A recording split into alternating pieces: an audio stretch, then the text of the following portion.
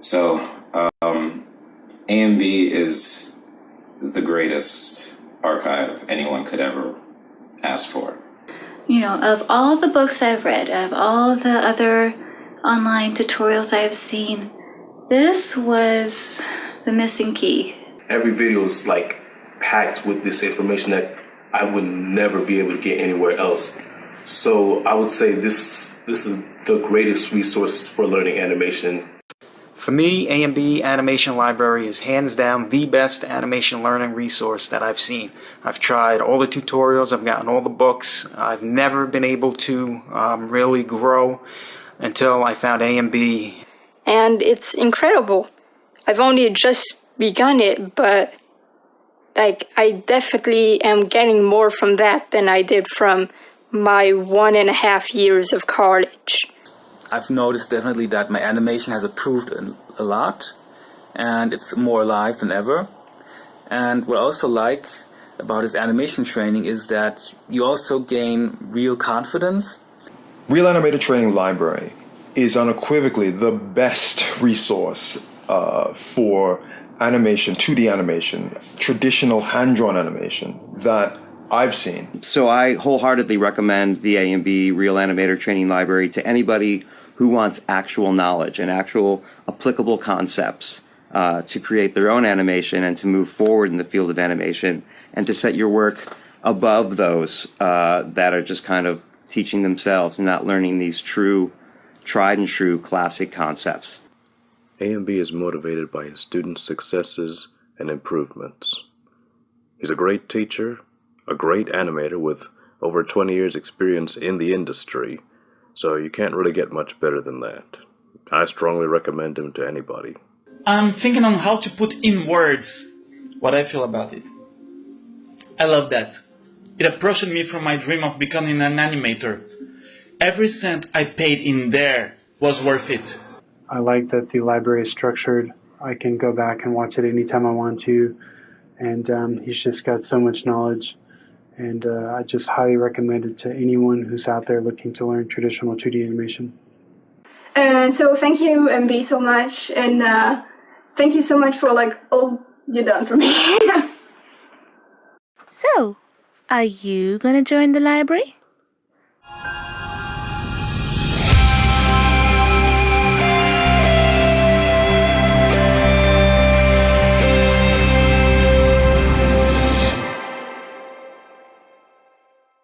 Hello, and welcome once again to another edition of A&B Animation Livestream, the place where real animators like to gather together to witness and learn about real animation in the age of artificial art, artificial animation, replicants. We are the ones who are ready to be real, the real deal, doing real drawing, real animation, discovering our inner truths, expressing it through the human hand, watching in wonder as that which is within our deepest levels of consciousness is revealed by the human hand upon the page. That is the power of real animator training. All right, now we've got some people in the chat, and I'm just going to jump to one comment before I say hello to the person giving the comment, talking about the Jafar. That's what we're going to be continuing on today. We're going to be continuing seeing through a potentially good piece of animation that I started yesterday. I tidied up the some of the keyframes that I created, put it a little bit more on model, and I figured that that's what we're going to be doing today. We're going to be talking about getting more model accuracy as we tidy up our keyframes, get them to tie-down level before we break them down. Of course, this is not really the way that you would rough out a major scene, but I am doing this for demonstration purposes, and people like to look at pretty drawings, so I'm not doing it in the order, so I probably wouldn't be tying it all down before finishing the rough parts of the scene, but hey, it makes nice content. Right, before we jump in there and do that, let's see who we've got online. We have got Paul Kiro. How are you, Mr. Real? I think that's going to be Paul Kiro's nickname every time he comes on the stream, because he's always reinforcing the real. Good to see that. G. Castile, how are you? Thank you so much for your praise of the Jafar animation, and indeed Andreas Deja was one of my greatest inspirations growing up, so I wholeheartedly agree with your statement. Dragon Dreams, good to see you again. A nice smile there for everyone. We have got Alexander Pantin. Bonjour, monsieur. Ça va? Très bien. Cameron Allen Davidson Black, good to see the disciplinarian, the focused warrior on the stream. We have got Frank Makes Movies. I'm out food shopping, have to catch up when I get home. No doubt you will, Frank. Thank you so much for saying hello. And why not Tony? Did you used to be called Mr. Y? I'm guessing there was always a Mr. Y on my streams, but you're Why Not Tony. Maybe you're somebody different to Mr. Y. Giles art by Moore Jafar. Yes, indeed. Moore Jafar. That is it. And just very quickly, Prince Ali, yes, it is he, but not as you know him. And I'll leave it at that. I won't do the whole thing. All right, let's now, I'm going to address my right-hand man, Cameron. Is the microphone playing up today, my friend? You're always there to let me know. We have got Why Not Tony, same person. There you go. I'm beginning to recognize my audience, even when they change names. Dragon Dreams often changes their name too. All right, so here is the here are the keys that I kind of tidied up and put a little bit more on model. And then here was the some of the other roughing that we were doing there. So I'm going to proceed to rough these, put these more on model. The last one is practically on model. But before I do that, thank you, Cameron. We can all hear you, but it does sound different. Yeah, because I've got a supposedly professional mic on this one. On this one, it's the laptop mic. So I don't know, right? So I guess Cameron says the mic's all good, so I'm gonna go with that. But thank you. Right now, before I go any further, I've been recognizing now that this does happen in movies. I've been recognizing some inconsistencies from certain, because I'm doing this Jafar animation via Google image search, right? I've gone to the great Andreas Deja's blog, looked at his roughs. Now, looking at the roughs is great for inspiration, but when you look at the final model, things have changed a little bit. So I've been looking at the final colored in model through stills, and I've seen some inconsistencies. But I found that we're more consistent having the turban with like be divided into thirds, right? With the top third being this here. Now I have seen it where it's almost halfway, and I proceeded to do it on these ones where it was almost halfway. So I'm going to make a quick adjustment on that very quickly. So I'm going to go from here to here, and I'm going to just make these adjustments before we jump on to the good stuff, right? So, but this is all very important because as we're doing tie down, I'm going to scribble it in a blue because it's a nice stick. As we're doing tie down and finalizing, you know, really, if the studio was in a hurry or if whatever, they would say, don't worry, cleanup will fix that. When my animation is this clean, they would say, oh, give it to cleanup. They'll fix out any model inaccuracies.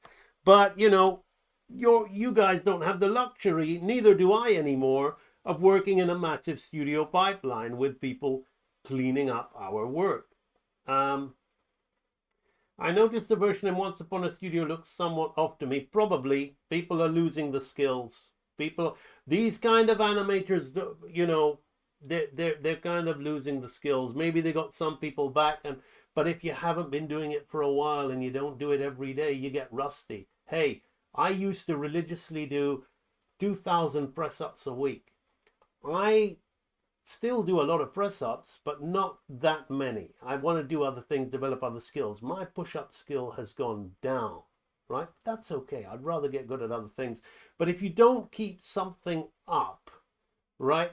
If you don't keep something up, then even when, you know, you're saying a lot of people did come back, you do lose it. I know many people in the industry who used to be absolutely fantastic, but as they've kind of changed and moved into CGI and predominantly did storyboarding, it was happening to me, which is why I left the industry. I was making more money than I'd ever made. I was getting higher positions. I was animation director for Lego. I was head of story for numerous projects, some that have been released and others that never saw the light of day.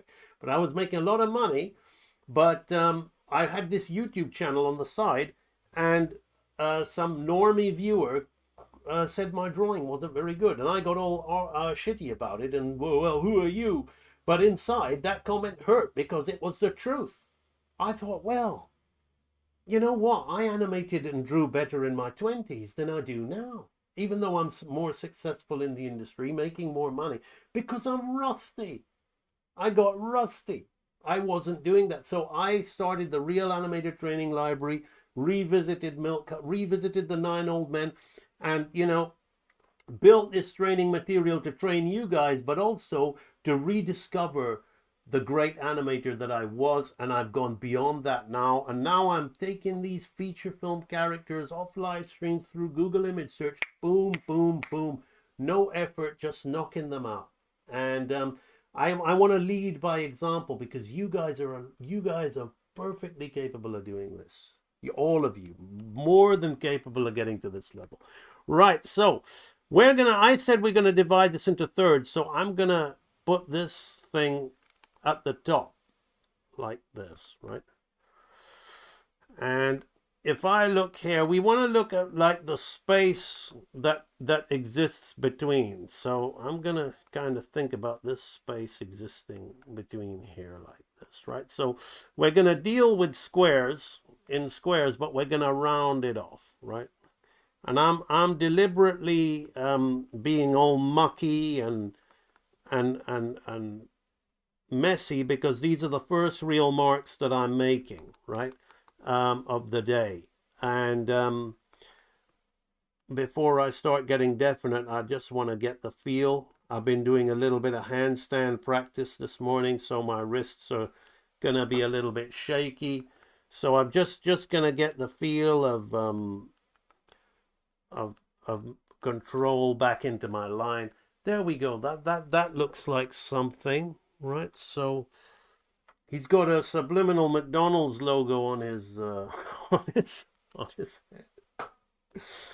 Oh, I really don't like the new. Well, it's not so new anymore. They've actually made me forget the old one. But what is it? I'm loving it. I hate that. I forgot what it used to be.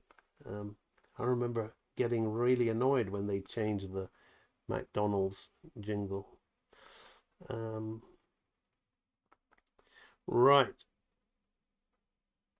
So I'm going to do something like that. The reason I'm putting it in blue is because I don't want to get it wrong, and then yeah, that works. That fits to me. That looks solid. So you are seeing me practicing what we call the law of solid drawing at the moment, which is one of in Real Animator Training, the law of solid drawing is one of the 6 laws of movement, because when we want to create the illusion of something being of moving, we want it to have a level of consistency. So it's important, before we jump on to making things live, that we have the ability to make things solid. So I'm gonna get this one here, this one here. I think it's okay because he's changed over, so I'm gonna do the same. Imagine this thing being divided into 3.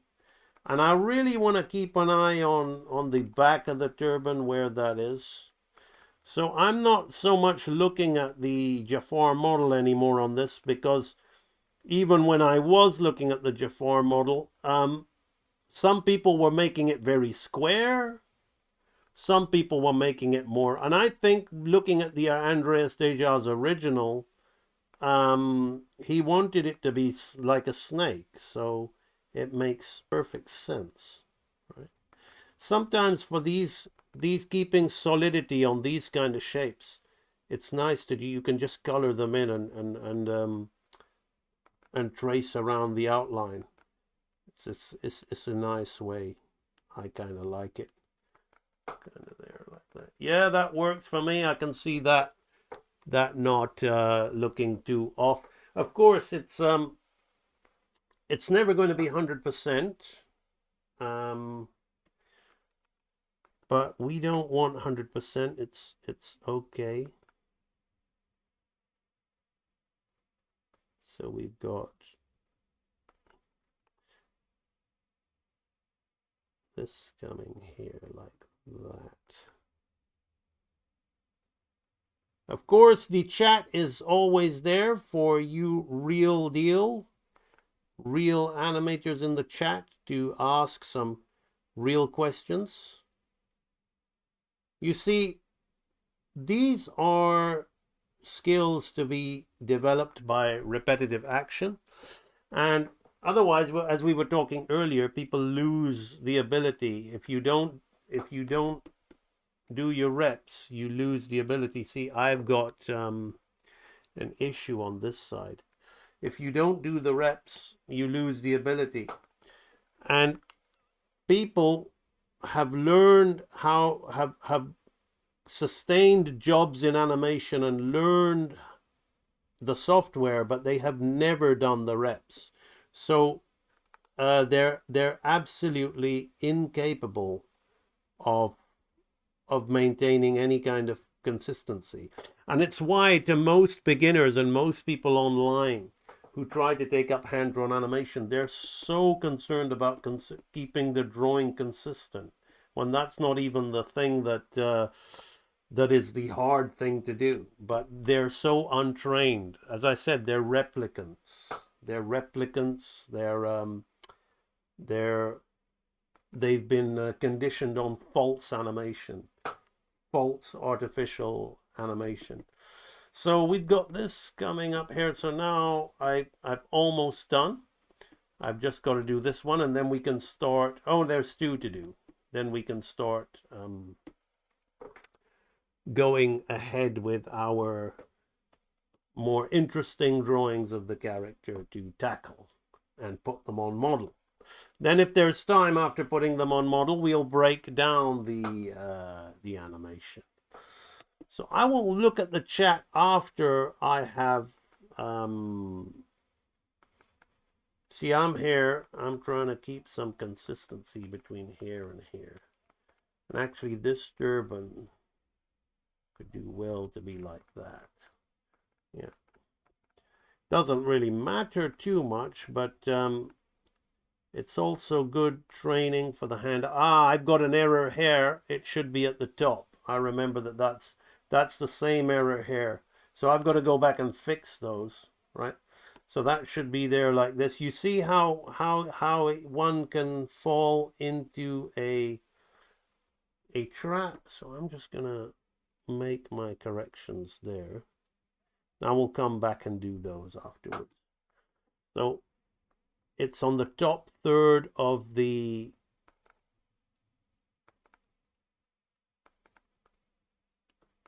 top third. And I've got more space on this side than I have on that side. So that's spoiling the illusion. You see, sometimes it's these little things here that are trickier than the character, particularly because the turban is a simple graphic shape that is creating an illusion that it's a 3D object. And while Jafar has got facial squash and stretch and interesting features to distract, and we can cheat in terms of creating the illusion that this 2D image is 3D, or moving within 3D space, we always do those cheats, whether it's even with the hat, but it's much harder to pull off with the hat, because the hat is a simpler shape.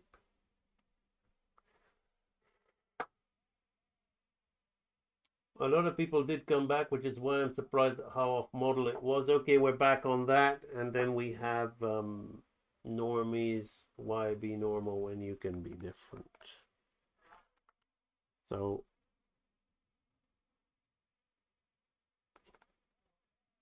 there, you know, as I said, was saying yesterday, live and let live. You know, there are people who want to be normies. There are people who want to be fake animators. If the word fake animators hurts, well, are you using AI or not? And what is AI short for? It is short for artificial. Artificial, it can also be called fake. So if you want to be a fake animator and you're happy, be a fake animator. You know, that's good for you. I wish you the best with your fake life and your fake animation. And again, it's not me trying to play on words. It's just me simply stating what it is. It might make people uncomfortable, but then do you want to be fake or not? It's as simple as that. It's not a difficult problem. It's simply a matter of, are you fake or not? You know. Is that what you want in your life or not? You want to be the real deal? You want to do real animation? Then do it. You want to be a faker and do fake animation? Be happy. There's no right or wrong way, you know. Now, a lot of people will say, oh, you're guilt tripping, you're using manipulative tactics to make people feel bad. Look, it's simply stating that, you know, the sun is shining. It's a fact. AI stands for artificial. You can call it artificial intelligence, but you know, there you go. There, what is artificial? Fake, right? So if you want to buy an artificial watch and pretend that you've got the expensive real brand to feel good inside, you know that it's fake, right? You know, you willingly bought it, willingly knew that I'm going to pretend to everybody that I've got this wealthy watch, but I know it's fake, and I know that I'm being fake, but I'm happy and good. You're happy being fake? Be fake. So that's all it is. The fake animators out there are happy being fake? Be fake.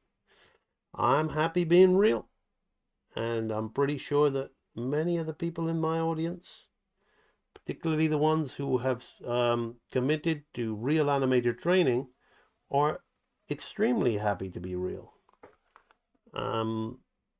That's what it is. Alrighty. Now we have got the turban sorted out there. Is that the top third of the turban? Yeah. So now this is the last one we have to fix. Now if I look at this and this, I think it's okay, but here's a slight volume tip for people who don't want to, you know, cut corners, because that's training your mind to be fake, pretending you can do something and relying on the software to do it for you when you can't, right? Which is why it looks bad anyway. You want a little bit of organic. So, oh dear, let's do that. Let's do that. Okay, right. So if we look at the turban hair, right, and the turban hair, that you could, especially with a fast movement up and then a settle down, you could get away with it. But I want to draw your attention to good hand-eye coordination when we flip back and forth. Look at the shape here and then look at the shape here. that's okay. I can live with that. I can live with that. But what I can't live with is the shape here and the shape here like this. So I'm going to come up here and I'm going to think more about that. Right? I'm going to create that line there. I'm going to look. And now notice how I'm not placing and tracing. Because you can place and trace it, but you're missing an opportunity to do your push-ups, to do your training, to do what we were talking about earlier. Somebody in the chat said they're surprised at how bad Once Upon a Studio looked, or how off model it looked, because some of the original artists returned. And I haven't seen Once Upon a Studio because, admittedly, in my mind, I'm kind of done. I want to remember hand-drawn Disney in a good way. I don't want to look at it now and cringe and say, "Oh my God," because Disney has kind of really, really, in terms of quality, just sunk to such a extraordinarily low level that it's actually quite shocking, you know. In terms of quality, to see just how far they've shrunk. So what it is when I saw little bits of I also didn't like the material in Once Upon a Studio, the kind of story they were touting and mixing up their shitty new characters with the old ones. No, I'm not interested. But anyway, that's a matter of opinion. A matter of fact is what's more important. A matter of fact is, you know, all opinions are real, but a matter of fact is one that can be used with deductive reasoning as opposed to inductive, because there's established rules to reason within. That'll do. Subtly different, but it'll do. There we go. The matter of fact is that if you do not keep up your skills and your work, that adds a nice little squash and stretch to the turban anyway. If you do not keep up your skills, you lose them. Use it or lose it. Simple as. And it's very important to use skills, even if you've developed them. Now, a lot of people that have learned animation on a software all the time, you know, the what software crowd, the fakers, the lazy crowd, the people who want the software to do it for them, never developed the skill in the first place. So you've got a lot of people who are rusty and don't have the skill. But then you've also got people who never developed the skill in the first place, who are now the professionals and are now having a go at hand-drawn. And that's why hand-drawn animation looks pretty shit from the Disney studios. You got some great people still left over coming back, like John Pomeroy doing a few scenes for the Enchanted sequel, and Eric Goldberg, and a few of these oldies who are still there, like the old samurai warriors that are saving the village. But they're really, you know, they're battling against a sinking ship of sewage, because the majority of the animation I see in these things, hand-drawn, is not even a third to the level of what, you know, even a movie like Aladdin, which, you know, compared to the old school Disney movies of the Nine Old Men, is nothing. But Aladdin is still a really high standard movie by comparison to what's the kind of hand-drawn garbage being peddled today, particularly in the West. So these skills that I'm talking about, these real animator skills, are extremely important if hand-drawn animation is to survive. Because I've always said, you know, sometimes, you know, when you see an animal in its misery, in its suffering, it's better to put it out of its misery. Hand-drawn animation for me has not been killed. It's suffering a fate worse than death, because it was once the greatest art form that there was, and now it is just not even a shadow of its former self. What would the reason to make bad drawn Hannah? What would be the reason? They're not making it on purpose, Mr. Y. They're not making it on purpose. They simply have lost the skills. They've lost the ability. The new generation have been wowed by fast-moving Sakuga, flashy, glitzy camera, digital tools, digital coloring, never really developed the skill, never worked at it, didn't get trained by those people the way that people like Glenn Keane, Andreas Deja, Mark Henn, John Pomeroy, even Don Bluth, the way they got so good is they were trained by the 9 old men. Then they trained a bunch of people. But that bunch of people who they trained were already in the money-making machine. And a lot of them, by the time they were just about to maybe get half good, jumped ship and went into CGI. And they stopped practicing hand-drawn. They weren't like me, continuously practicing it every day like it's a martial arts pattern or a piece of training that I have to maintain. No, they want to get their big bucks. They want to work in CGI. They want to move on to be heads of story. They want to do storyboarding because the industry has moved on from high quality hand-drawn animation. So it isn't that they're doing it on purpose. The poor sods simply do not have the ability anymore that they once had. It can be reattained, but who is going to willfully put in the training when they're in a luxury, cushy job, banging out stuff much easier with the computer than they ever did when they had to actually learn anatomy, learn to draw and do all these things? They do not have that. They do not have that kind of drive in them anymore. And then you got the new blood, the new wave of people who are hungry to learn hand-drawn, and all they've got to look at is their Sakuga fight scenes, which are quite easy to pull off. It's the choreography, it's the staging, it's the filmmaking aspect which makes them so remarkably amazing. It's not the actual animation. And of course, the ignorant people who don't know any better will try and argue with me for that. Okay, whatever. Grow up a little bit, actually learn to animate, and then when you're ready, come back and talk to me, right? The fact of the matter is it's not, but that's what is in demand in terms of hand-drawn, the more anime-looking thing now.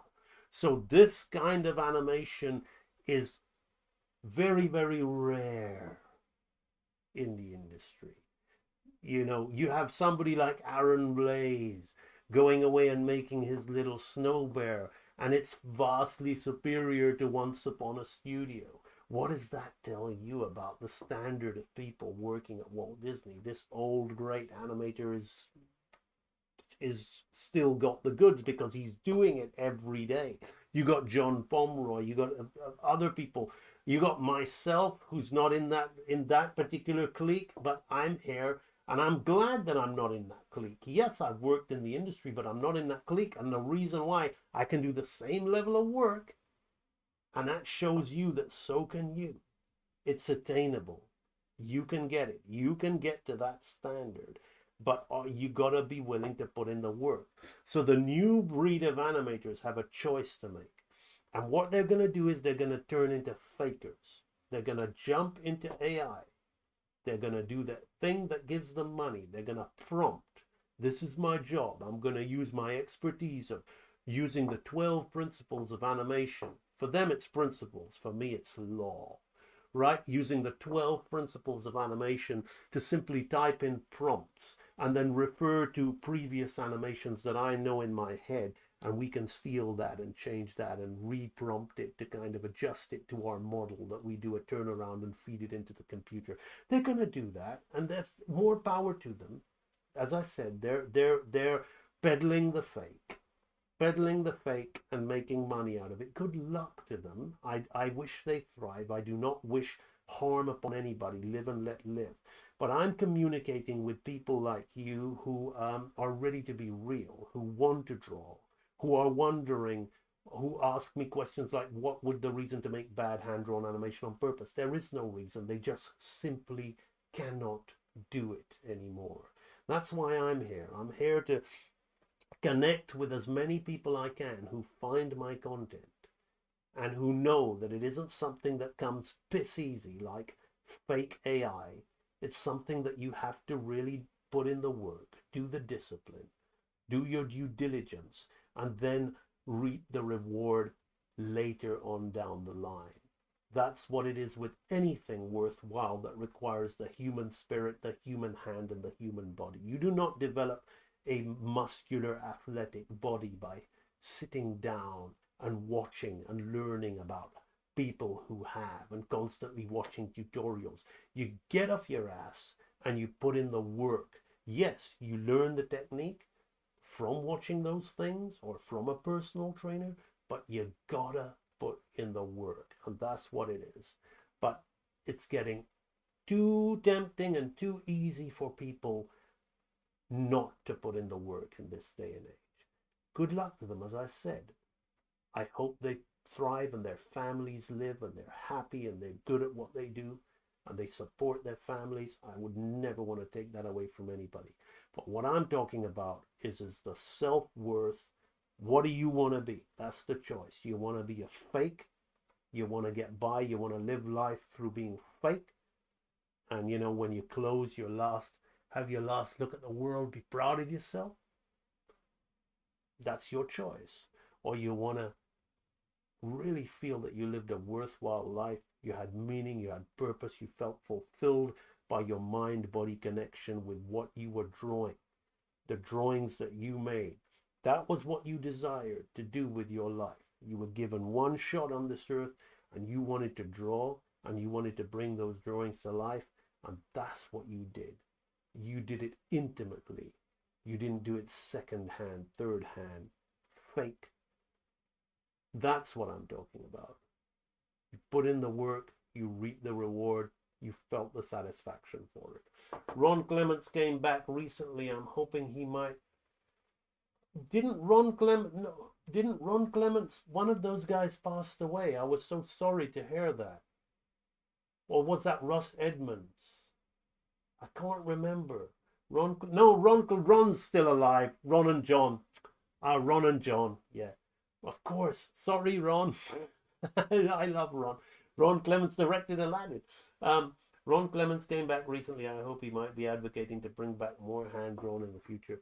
Hopefully so. You know, we need a lot of you. There's a lot of us trying our best to serve hand-drawn animation to the best of our ability. And to me, they're all brethren in the battle. And I don't consider it to be an external battle. I don't fight anybody. I only fight myself and my mind to not be tempted to turn into a faker. Just got off from a long day's work at Amazon to gain knowledge. It's clobbering time. It's time to be real. Time to be real. Time to get real. Time to be real. Okay, now I've got this image of Jafar here, which is a challenging image. So we have how many minutes have gone by of this live stream? I know I like to talk a bit, don't I? But that's what makes the stream fun. Only 38 minutes. We've sorted out that head. So now what we're going to do is we're going to get this thoughtful Jafar. Now I'm going to look at my Jafar models and I'm going to see what I can do to this pose to make it more interesting. So I didn't want to move him much, but maybe I want to move him a bit more than what I did. So I've got an image of Jafar here. I'm just gonna, that's a little strong, so I'm just gonna take that right back down. I'm gonna play. So I remember, let's see what I remember from yesterday. I haven't really been using that formula, but I remember Andreas's this thing, but we want to stretch that as he's thinking to himself. Now, before I put his hand on there, I want to put this. Now I remember I got this eye pose from a specific drawing of Jafar, so I don't want to. Yeah, that was the specific image of Jafar that we got that high pose from. That's a different one.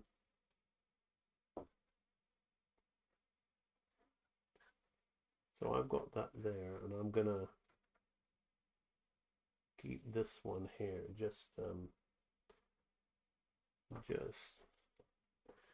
So I want to do something interesting. I want the movement to be subtle, but not lazy, right? We never want the movement to be lazy. So we're going to have that low, we're going to have that high. Now I've learned a little bit more about the model of Jafar, right? We've got this eye mask thing happening here, which can go in there now. We want to keep his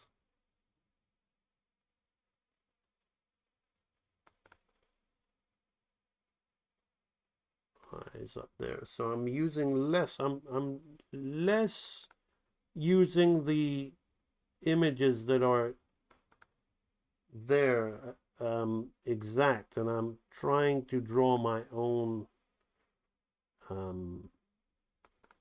version. So the nose we're going to treat as a shape like this.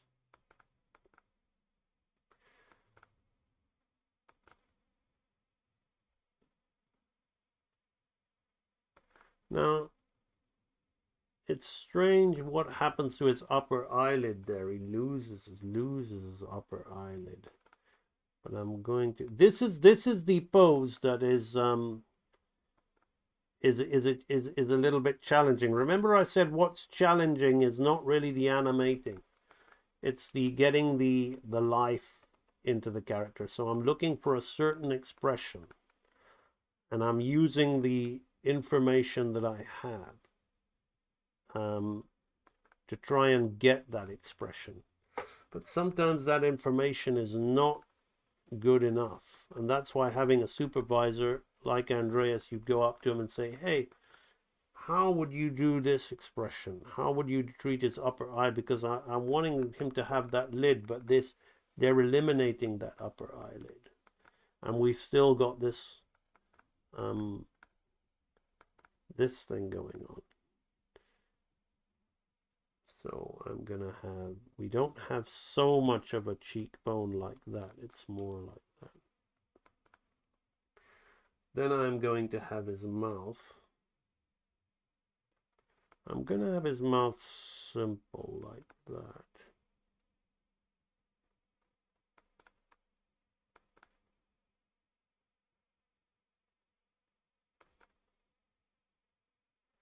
Something like that.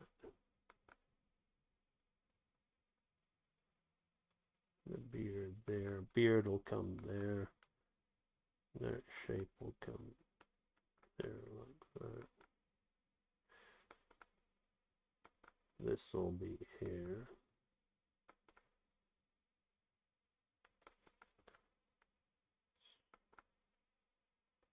More like this.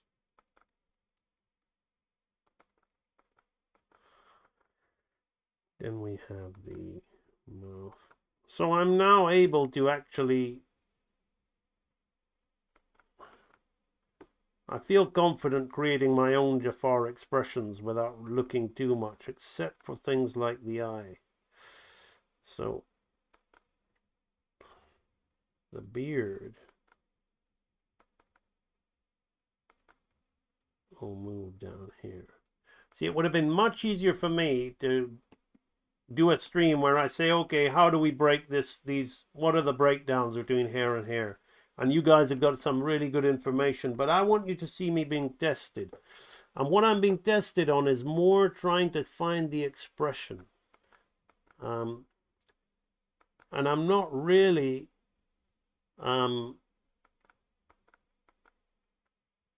it would have been, again, easier to stick with a simpler expression and draw it on model and try to wow you all with that. But I'm not about that. That's not what I'm not interested in wowing anybody. I'm interested in trying to into being as real as possible and saying, this is what I'm trying to do. Now, what did I do with this? I moved this up. So let's tackle this. We move this up. So we're tackling this in a shape. And we move this back. I'm going to move this back like that.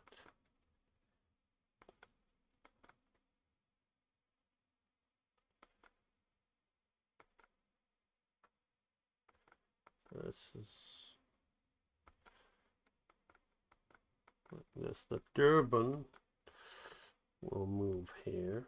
So we draw a straight line here so we know where all that is. You guys just watch me doing the turban. Turban always kind of frames the face. So that's super important. Now I know that I've got him lopsided in his face. If I inverse it, it's not too bad, but it's a little lopsided. But I'm not going to try and fix those things just yet.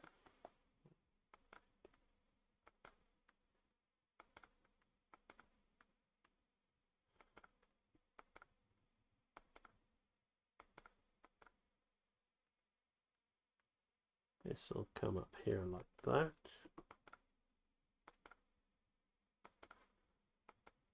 Oh, did I fix that? I didn't fix that hat. Okay. Oopsie. One more little bit to fix. I thought I fixed that. Never mind. One more little bit to fix here.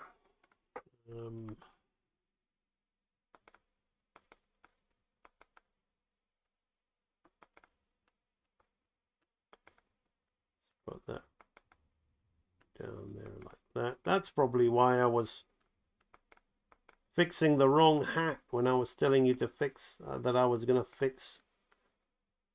There was something that needed slight fixing there, so it wasn't necessarily the wrong. But privately I was thinking it's a little bit off, and I didn't realize that I didn't solve this thing. So we need to solve this thing before we move any further, because that's going to affect the animation. See, it wouldn't affect the animation if I was just roughing out the acting, which is why I said this isn't really the order we do things.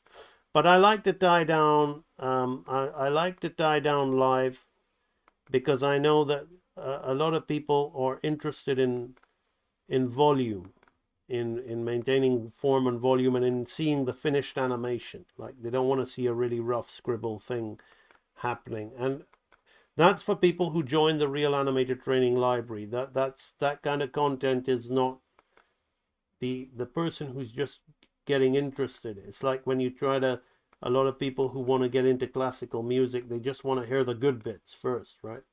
Just so they can develop a taste for it. And then in the end, after spending maybe a year listening to classical music, you then have an ear to appreciate all of it, right? So people who like to watch my YouTube content, you know, perhaps are more interested in seeing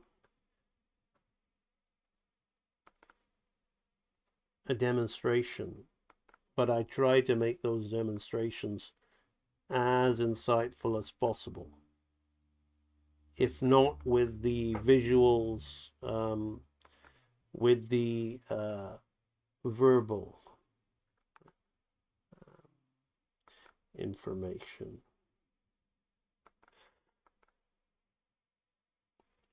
Again, you see how, Cameron, this is a great way of practicing line. Not many people would, but Cameron would, and I'm not asking you to do this, Cameron, so don't do it. Not many people would fill up a sketchbook by just scribbling lines and tracing around the scribble with a clean line, but then you'll always have a more definite line. It was the outcome, but people are not willing to do that. They don't want to, they think it's a waste of sketchbook paper. the waste of paper. But the real waste of paper and the waste of time is just trying to do something in ignorance without any developing any real ability or skill. But people want to see that. They want to see, oh, I did this. You know, quick little exercises that take half an hour or 15 to 20 minutes or much more, you know, done over the span of the day in various bites are far more beneficial to your development than one long session of slow, concentrated work on something. There is a time to do that, but to the beginner developing their skills, that particular time, that particular activity is not the most effective, efficient way to develop. This is what I try to bring to light in the Real Animator Training Library. It's like you're far better off doing quick little bouncing ball routines than that's nice. We're getting something, but now I'm gonna, like I'm inversing the paper, I'm gonna change it to the other side, and I'm gonna be a little bit more mindful about the balance.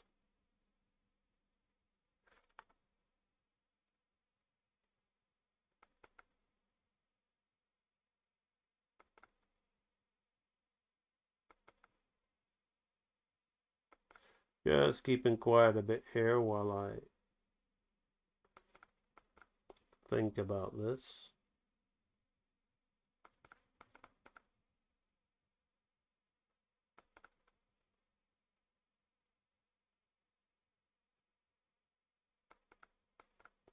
Now that eye shape is odd to me. I'm not buying it. I'm gonna keep it on a slant. It doesn't relate. Just because when I look at the example in the model, it doesn't relate to my animation. Now it's infinitely better if I do that. That relates. So don't be afraid to trust yourself and your own judgment.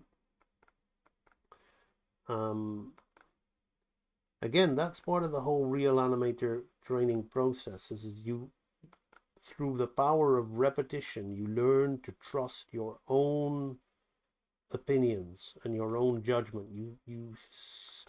You begin to seek less the external validation. Doesn't matter, no matter who the opinion is from. It your own judgment tells you. Right, so I'm gonna lower this mouth here and bring it up like that. Maybe, yeah. See, I'm balancing out his face.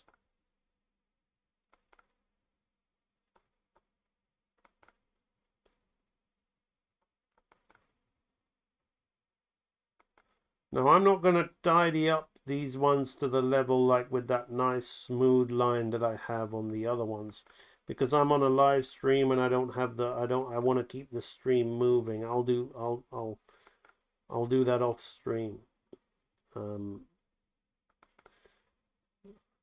This is the extent where I'm gonna keep this stuff, which is good enough to be a tie down, by the way. Right, I have and I want to stop doing this, because I think one of the things that is going to help real animation stand out over the fake animators is if it's rougher and looser and more sketchier and more organic. So I've got to kind of stop being so obsessive about how clean my lines are when I'm doing this.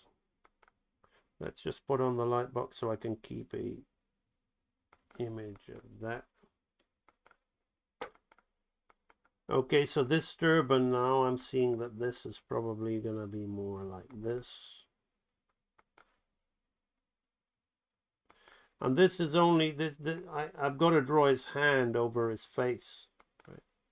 But I'm just making sure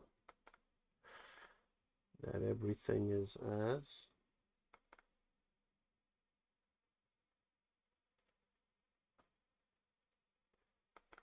Let's have a look at the chat. I'm kind of happy with that. Okay, what have we got going on? First things first, I see Black Belt Jones.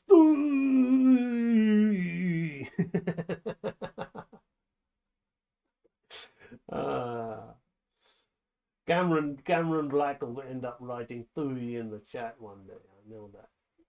Black Belt Jones has written it. He's made his entrance. Okay, what have we got here? Any nitpicks I've had on once it's a minor, I still think it's worth checking out at least once. It shows they still have some of that magic hidden away.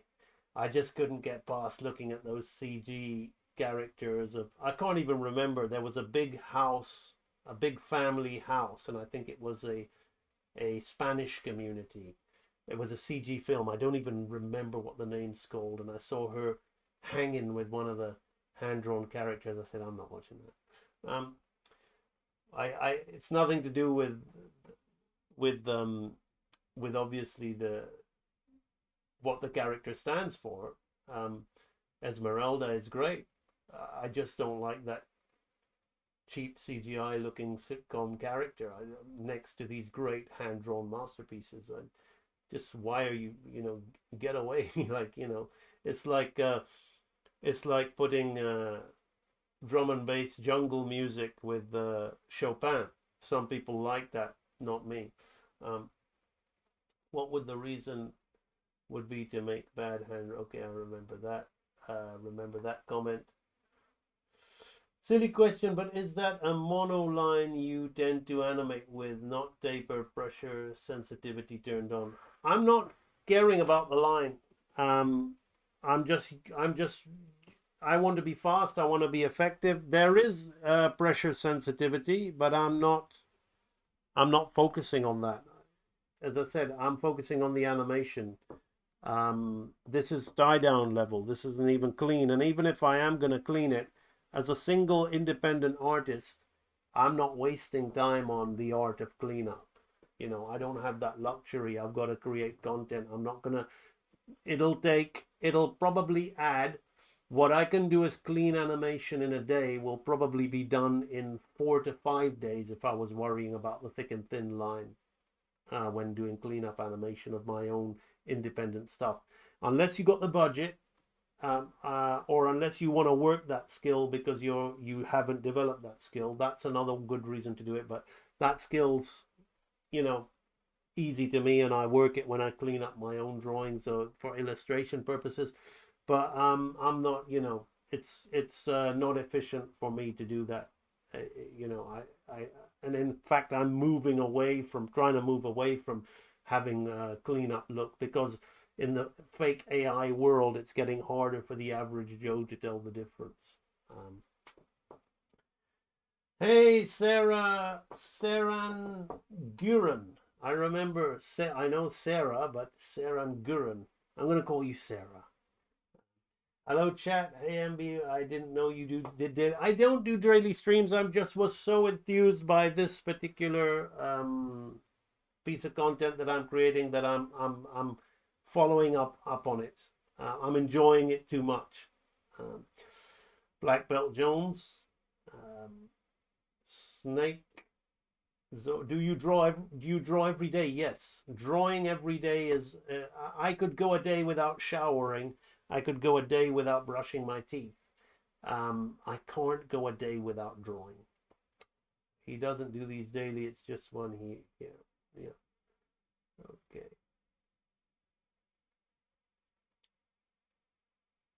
Hey, Michael Kilner Davis, how are you? Good to see you online. He's retracted his comment. I don't know why. Everybody, Michael Kilner Davis is somebody. He's a cleanup artist. He's somebody who I pay to do my cleanup when I can afford it. But at present, that's not the case. I have to do everything on my own, which is why I've got the donation link to kind of help me out, with the Gracie project that I'm doing at the moment. If we manage to get enough, then I can get Michael involved. Otherwise, I'll just muscle through it.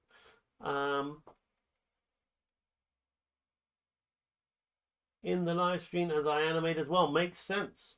It's we're keeping good company while we work. Seeing someone doing the same helps my attention span and you are who you hang around with. You make perfect sense. That's real behavior right there. I'm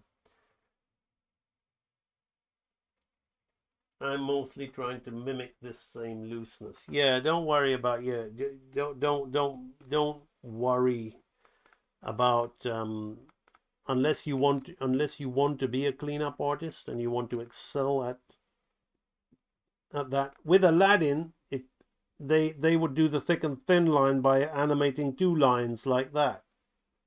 I watched Eric Goldberg talking about it, and then that would be filled in, right? So that's how they animated the line, right? So I'll be damned if I do that because I don't have the luxury of a full crew. One day, though, I shall have that luxury, and I'm thoroughly looking forward to that moment in time when AMB Animation starts to do things like that. Then we will revive the art of cleanup as well. Maybe Michael Kilmer Davis will be a full-time AMB man then. Who knows? He'll probably be wanting to move on to animating, knowing him. All right. So we have got. Let's have the feather here. This. And we've got the top half of the hat. Comes through the top line there. I've still got the hand coming in to do, which I shall.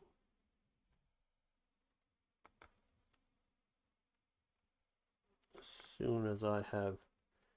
Yep, so I'm going to delete all this and I'm going to take a look at my drawing.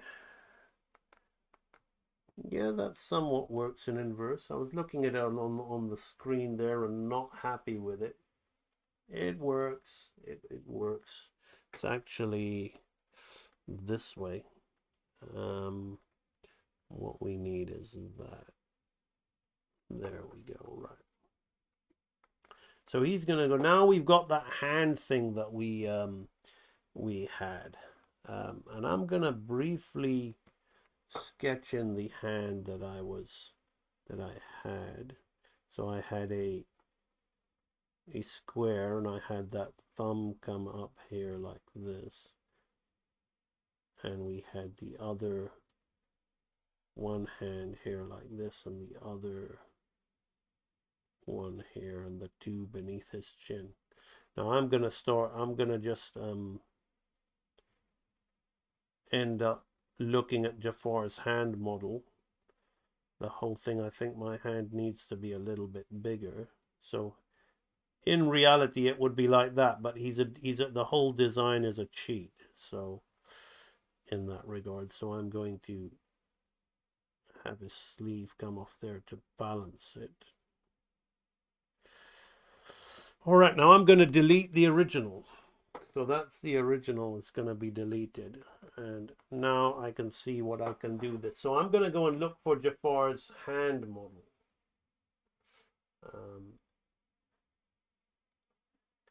Jafar's hand. Jafar hand. Okay. Andreas Deja has given a rough sheet which I looked at, but it's so rough, and I'm now tying down, and I feel confident with these hands. They are the classic hands that are not quite blues, but I may as well. Some people were talking about the difficulty of hands. Now, I'll give you a little instruction into hands. So let's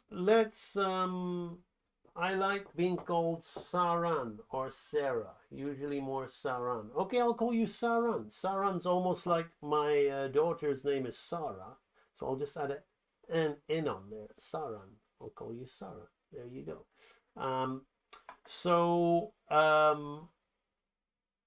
Let me look at the screen. Now. I want you to look at my hand. Right. Now I want you to look at this, the middle finger, mate, right? I'm not swearing, I'm having a joke. Right, so I want you to look at this, right? And I want you to know that the middle finger is the highest point, right? And look at how we've got this diagonal here and this shape here, right? Now it's almost, if I do that, it's almost a square. Can you see? It's almost a square. Now we're going to switch screens. So when we draw hands, doesn't matter what kind of hand, we think of a square, but we want to think of that middle finger, right? So we want to, now if you've got 3 fingers, you can put it in the middle, but if you've got 2, you put it probably like 1/3 on either side, right? Depending on the hand. Now, what you have to understand is on the wrist, you've got all these various bones called carpal bones. And in real animator training, you learn the names of them, like tricutrium, hamate, sphenoid, capitate, and so on and so forth. And then out of those come your metacarpals, right? Which are like this, which all exist within that square. And then you've got one which comes out of the square. Now, the one that comes out of the square, you can, for the moment, almost do that, right? But really it's that. But when we're roughing hands, we want to think about that square. And then you can do it as a shape, right, on top, or you can do one finger at a time, right? But then you want to remember that that arc is there. Now, as you do, you can divide them in 2, right? Which is many animators divide them in 2, which makes it easier. You can divide them in 2. But there's always a third one. But with the thumb really is divided in 2, right? So when you divide it in 2 like that, it makes things manageable, but it's important to remember that there's a third one, and these are called your phalanges. So what you have is you have this shape here and this shape here. And then you can either, as I said, treat it as a mitten with a lump, but then you want to know where your fingers are, and you group them together like little cheap, but that's jumping the gun to make it all look nice. This is a little bit of hand anatomy. So then you start to kind of draw in the shapes, right? You draw in the shapes, you can join them a little bit. And then what it is you, around there you have your knuckles, right? Which come through there like that. Then you draw in, and you can make it one shape, but it's good to add a little dink of another shape in there like that, right? And then you can start putting nails or whatever, and then the thumb comes and you draw in that shape like that. And then this is effectively the formula. Now, it's easy to do a hand when it's from the back, but let's say that we want to do a hand doing a nice position. So I'm going to think of that square shape again. Like I'm going to think, let's say the hand is holding a glass, right? I'm going to think of that square shape again, holding the glass, right? So I'm going to think, okay, that square shape is going to be curling around this glass, right? Now our bones don't really curl, right? So, but I've got to think of the knuckles that are coming around there, right? And then they're going to be taking the shape of that. Now remember that this knuckle is going to be the middle one, is going to still have that. Remember how I said that little dink shape there like that?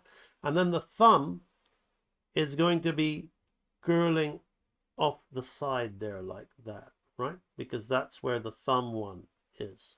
So then on hair, you're going to do the same thing. You can divide them in two to make it easy. You can make one separate, and then you can put the others all together, right? So maybe we overlap them and join that coming around the side.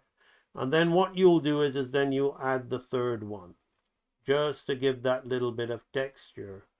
So you'll have your hand curling around the glass like that. Now it's always better to look at reference rather than just make it up like this, which is what you saw me do. So it doesn't matter what I want to do with the hand. I'll start with that square shape, right? And I'll dig out where the middle finger is, and then I'll start making shapes, right, out there like that. So that's where the thumb will come and bend here like this. This finger will come and bend over like this. And then we'll see a bit of the bottom knuckles as well, right? The knuckles help to sell that, particularly in line. When you're a painter, you've got the luxury of doing drawing shadow. Now, if you're an illustrator with line, like a comic book guy, you will still have the luxury of drawing shadow. But as a hand-drawn animator, we need to really understand line. We need to really understand. So some things in line might look a little bit strange, but that's how it looks. And then when we start to put in shadow underneath, right, suddenly these things start to take form and shape and become a little bit more convincing as to what it is. But I'm more interested in the line because, as I said, as a hand-drawn animator, we have to create the shape, and we have to know what the shape is, however strange it looks, without the shadow, without the tone, because that's what creates that's what gives you mastery at drawing. So with the kind of Jafar's hand is a simplified version of the Don Bluth wizard hand, right? So the Don Bluth wizard hand, he loves to give these big bone knuckle things, and then you basically have the same formula that I showed you, but you put these little let's make it pointing. Let's just make it pointing. Let's do that, right? So the wizard hand would be, okay, we'll have this hair, this hair, this hair. We really play with the bones coming in. And then we start putting all these nails and things on them. And we put in a little bit of space between little folds of skin and space between, like that, right? And then the thumb will come here and the folds. So that's like the Nicodemus or the Rasputin hand that that Bluth does. Now Jafar's hand is a simplified version of that. So there's a little bit on hands there. Now I'm going to go and I'm going to look at Jafar's hand and draw my hand shape in, because my hand is a little bit on the small side looking at his hand. So I'm going to take my initial idea there. Now I'm going to make a big fat, I'm going to kind of do exactly what I told you guys, right? I'm going to make a big mark there. I'm going to have one knuckle here, one knuckle there, and the other two knuckles are going to be under there. We're going to have, maybe I'm going to move that down somewhat, right? If I was doing it on paper, I would have to draw it properly and rub it down, but I'm going to do like that, right? So I'm going to have the other hand coming around the side of his face, and we've got the thumb here, and the thumb is going to come here like that. So this gives me an idea of what the Jafar hand coming in is going to look like, right? Now he's got very thin, let me look at his sleeves. That's difficult to see on the model because he's all in black. I want, here we are. Here, he has got a rather large hand, which is good. And this is going to go like, and this sleeve is a lot higher. So I wonder if I will do it this way. We'll create a circle. I want this circle to actually be a diamond shape, a diamond in the rough, like that. Now that looks good to me. That looks like I can work with that. So if I take that there, we've got this pose here, and actually it's going to be like that. So he's going to go, then he's going to realize, then he's going to pull his beard, right? So we can see this thing coming to life. So let's start dyeing down the hand with the Jafar hand shapes. Because while I said that it's a simplified version of the blue thing, it is still a bit different. I'm going to knock this guy back a bit. We'll make this gray for now, so I can really see what I'm doing with this hand. So he will have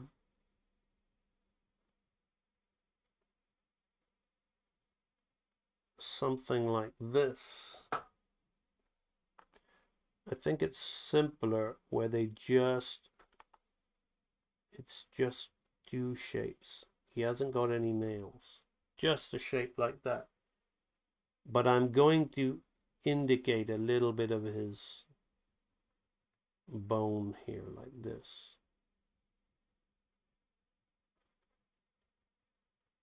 We will have a little bit of the bone coming out there. And I may have to take away these knuckles because they are not really in the model. I don't see. It's a lot cleaner than the Bluth hand. But that's all right. I want to get it to model. Now he doesn't actually have a dink on there like that, right? He is, as I'm going to go again because I'm going to go here again because he's got very thin, as I'm looking, very thin, very big kind of hair. That's where the bone exaggerates, right? So there's an art to getting the hand on model as well, right? And though some hands might seem familiar, and like, oh yeah, that's a Milt Kahl hand, or that's a John Lounsbury hand, or nowadays the Gendy Tartakovsky has taken the Milt Kahl hand and made it super simple for Samurai Jack style. So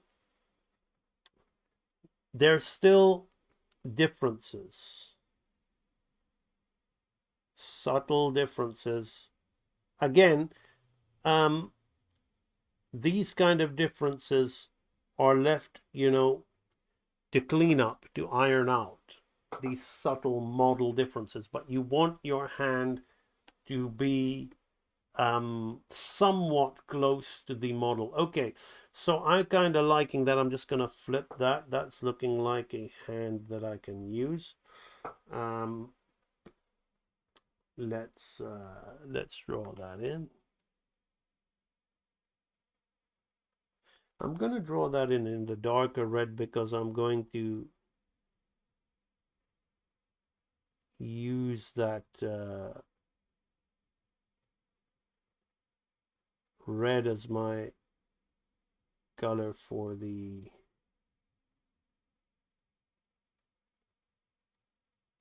now. Of course, I've drawn the hand over the nose when in reality that would not really be the case, but this isn't full cleanup. I need that underdrawing of his face to show because it's going to help me. Now look at this. This is very important. I'm not going to do this. I'm not going to do this.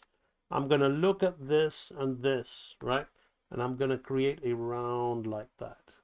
Very, very important. Very, very important. Makes the appealing shape, and it's because it's the way the carpal bones and the metacarpal bones fit into each other with that triangular appearance. So we now have our Jafar putting his hand over his mouth. Quite a nice drawing. One of the things that I'm going to do just to make sure that this is now I'm really tempted to do that. For some reason it's not in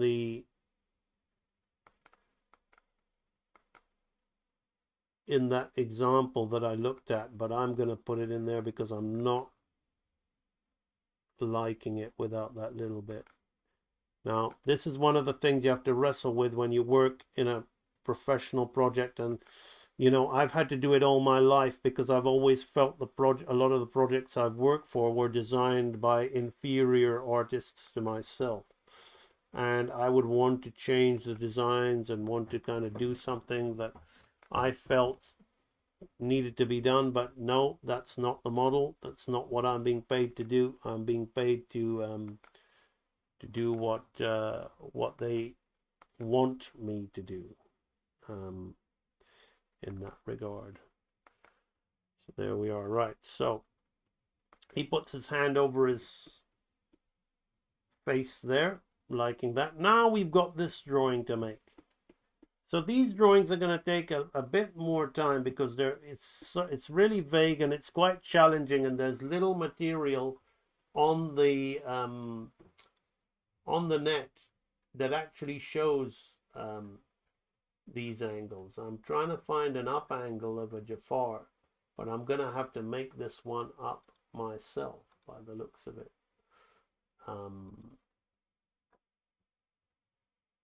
Let's just have a look to see if there's anything. He's going to see how snake-like I can be, but it's flat by design. It's not, you know, Andreas Deja is great. He's more than capable of drawing an anatomical up angle, but this design has got a lot of cheats on the shoulder line, where his shoulders are and all those things. So it's just one of those things. Right, so I'm going to figure out this pose. We're going to try and make a pose out of this. Let's just have a look at the comments. Working as full-time A&B sounds like a good future indeed. Okay, Cameron has retracted his mark. I nearly thought my mic was stopped the whole time. That would have been really sad if it was. All right. Now, you just have Jafar on the screen, but I don't know if I'm really gonna find what I'm looking for here. But let's use what I know of the Jafar. Let's draw in blue. So let's have his head come up here like this. Eye line is in the middle.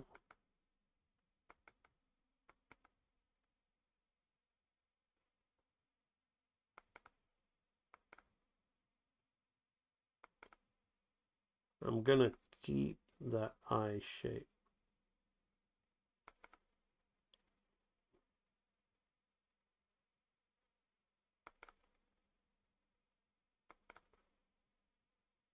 Like that.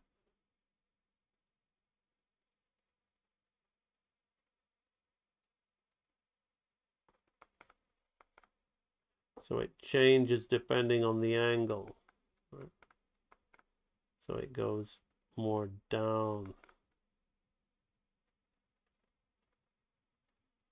See, so many people in this day and age, because they've learned a formula, this is how you draw this side, this is how you, and they don't actually slow down the old Disney stuff. They're so afraid to kind of play with even the eye shapes to help sell an angle. It's so important that you learn to do that, which is why learning anatomy is very, very important.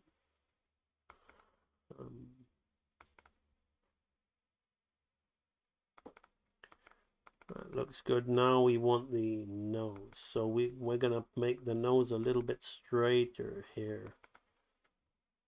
And we're going to see inside the nostril. That's going to sell that. I want to really pull the squash and stretch. This is going to be here. So the squash and stretch.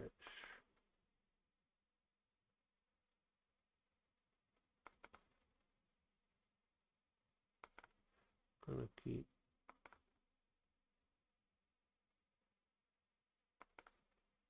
a bit more like that. That front lip. That's one thing I've learned from this, is the whole front lip thing.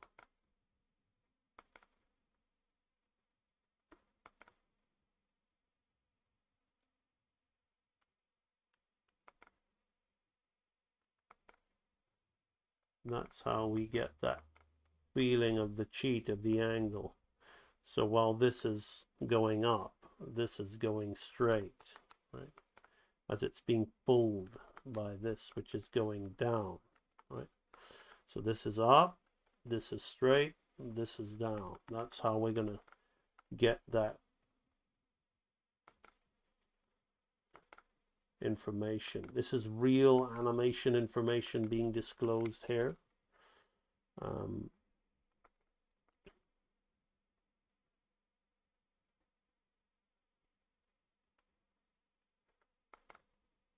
So the beard is going to be pulled, but we're going to pull it about there. So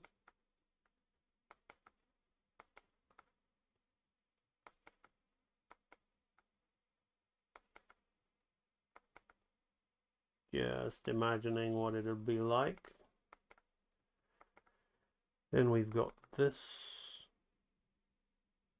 joins there like that. Of course it looks good in rough, but that's what the test is trying to get it in model. On model when it's not in, when you have to be a little bit more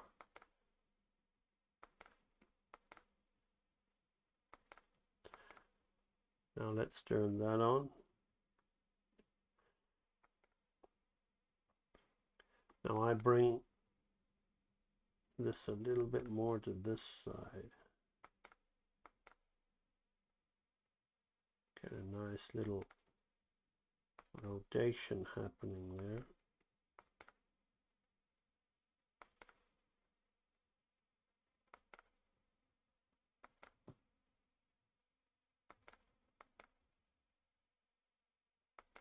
There we go. Let's bring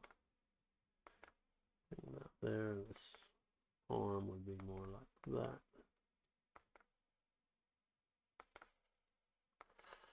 Do the turban. The turban will probably be easier than the hand. Or would it? Because I don't want it to be, I want to play with the illusion of the size.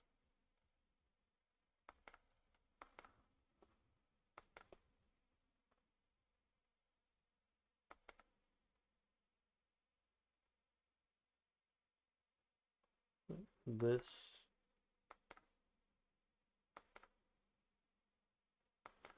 There we are. Looks pretty good.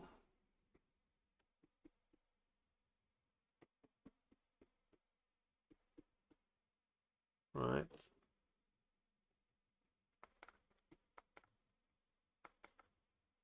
And of course we know how to do this. You see the formula for keeping this on volume now? I started out with that part of the hat. And I like to do these things because it reminds you about being real. I had about 20 people in my audience when I started. And when I started focusing on this little M shape in the hat, it dropped to 10 people. See, the remaining 10 people are the people who really want to learn.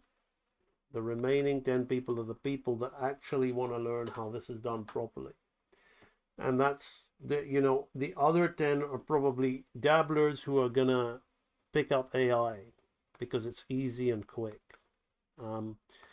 This is an important thing to take in. It's like what people are looking for is they're looking, the reason why they suck at animation and drawing is because they don't know. But what they're looking for is what they know.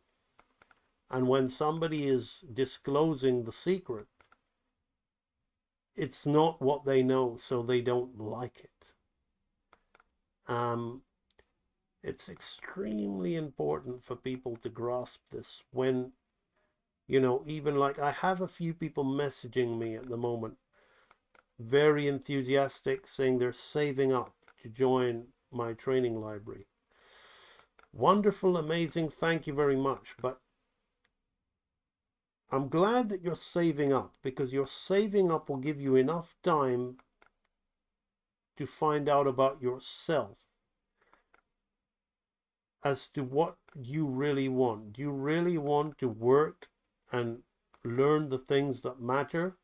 Or are you looking for a quick fix? And are you just wowed at the moment as you're looking at me doing this and you think that my system is the thing that's going to get you there? Yes, my system will get you there. Absolutely, no doubt. I mean, I practice what I preach constantly. But I have to remind you that it's not a quick thing.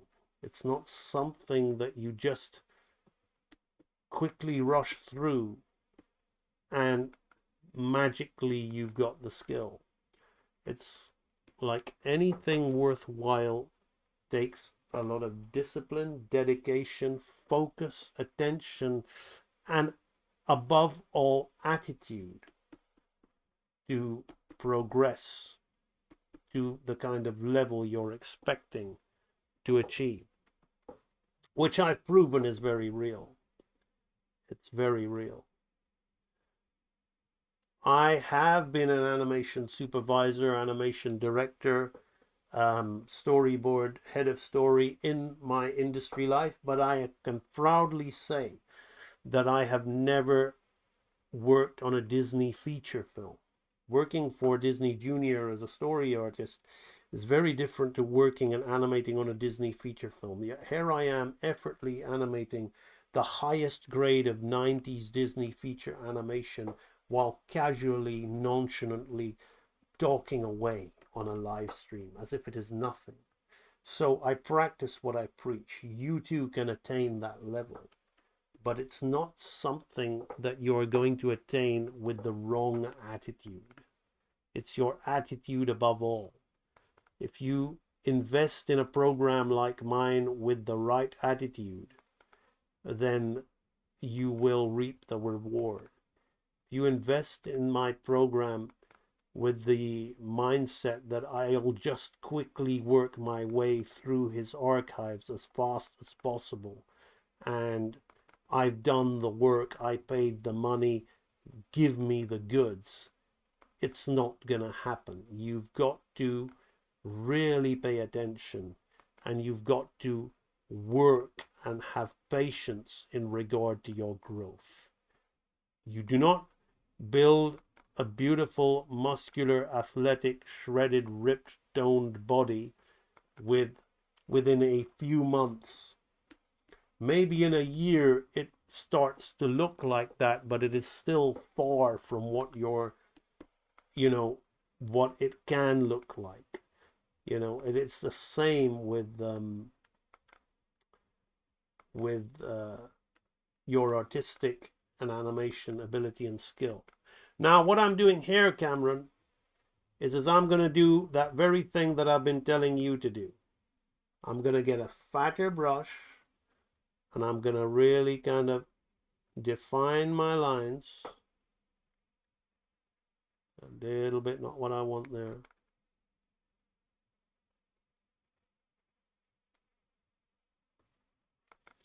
And then when I come to tidy my lines,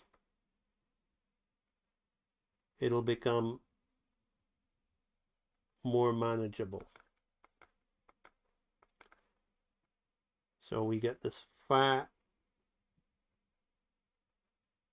thing here to lock down my shapes. Can already see now I want that turban to get a little bit smaller, but perhaps it's a little too small. I'm going to come in here. Not looking, there's still something about it that's not looking like Jafar. But I'm not going to get bogged down on this because this is a difficult pose because I'm playing with the angle. I'm testing myself. I'm trying to create an angle with the character that is not available to me from the resources that I have. Maybe I will tweak the drawing off stream, but I'm going to just tie it down now as is, and then I will progress forward onto the next image, because it's now, whatever it is it's at a stage where I feel confident that we're close to the model. We're close to the model. All right, so I'm going to turn this the other way, and I'm going to make this color, and we are going to get our, you see how much easier this drawing was going to do once I had done this one, right?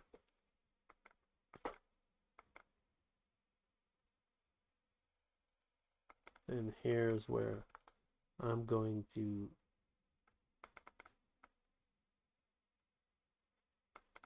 balance out certain things that are not quite balanced.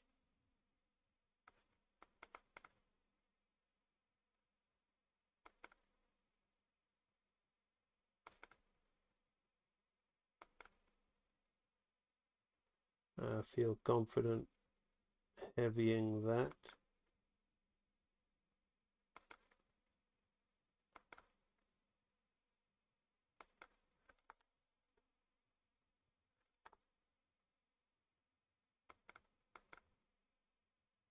We're gonna have the up angle of the nose there like that. Angle it down.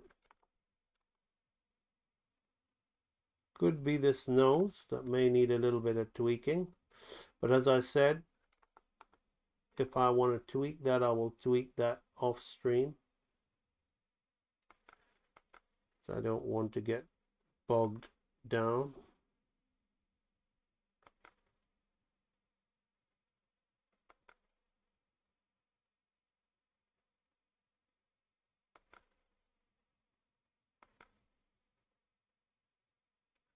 I'll have a look at the chat in a minute. Any questions that you might have, please do keep them coming. It is an absolute pleasure to share my knowledge with you all and help you be as real as you can with your art and animation.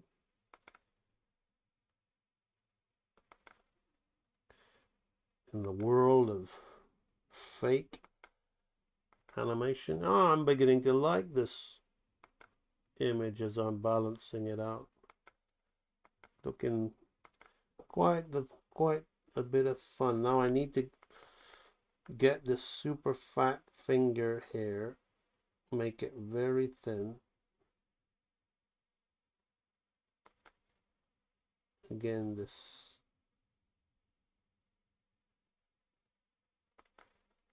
thing here like this.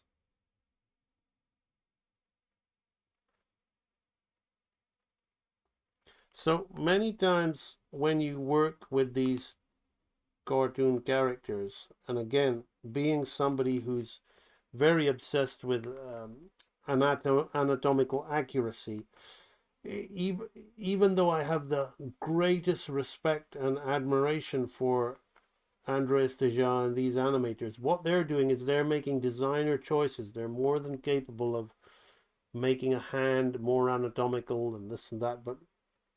And something that I have to keep reminding myself of when I do work with characters like this is you have to draw the hand like that. You know, I'm wanting to put in some definition to kind of make it feel more like it's the comfortable way that I draw hands. But you kind of gotta go with the flow in the terms of the design. And this is something that I wrestled with a lot when I was working in the industry, and I was working on a European film called The Jester Till by Munich Animation. I never went to Munich. I worked in London on it. I did most of my Hollywood stuff in London as well. So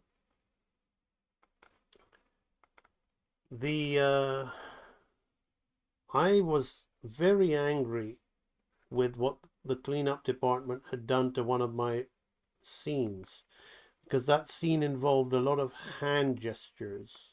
It was a mid shot, and there was a guy pretending to be a noble king, waving his hand around. And I was furious with the end result, because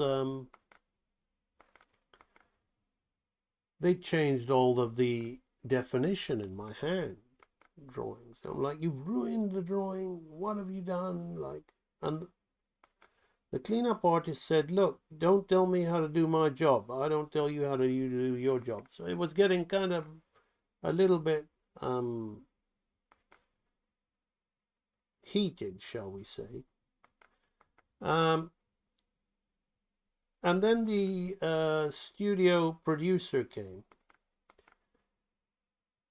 and she told me to cool it, calm down, and basically in the nicest possible way, shut up.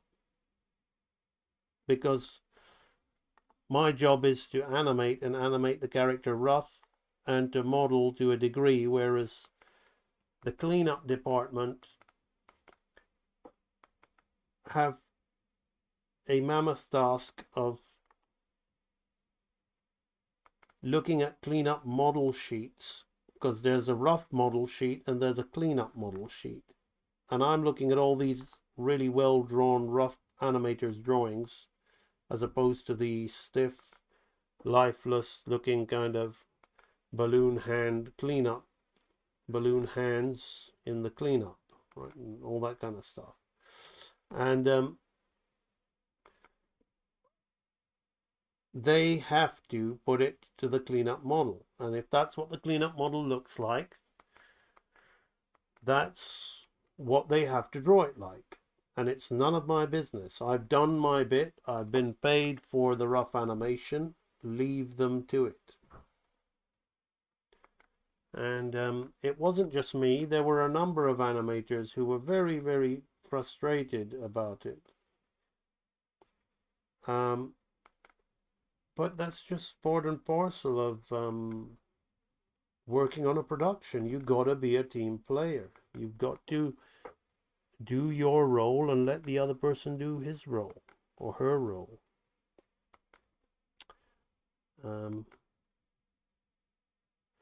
So one of the things I've learned, and I still struggle as I'm doing today, as I'm drawing this character's hand, is I'm wanting to give it that, I'm wanting to turn his hand into that kind of Don Bluth wizard hand, you know.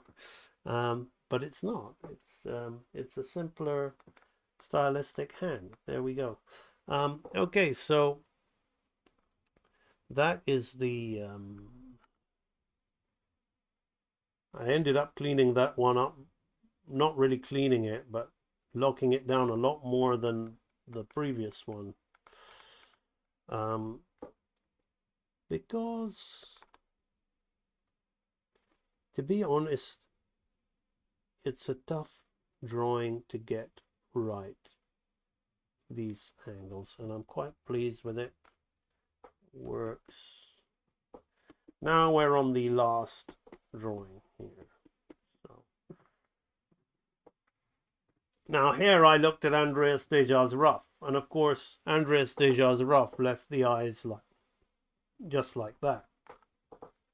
But when you look at the finished, he's got these kind of eyelashes and things, so I'm gonna have to look at the finished Jafar to get that in.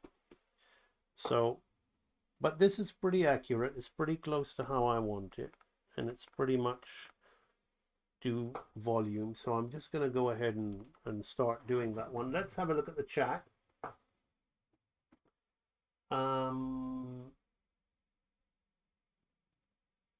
Was talking about Don Bluth hands, but you mentioned about it when talking about hands. No, yeah.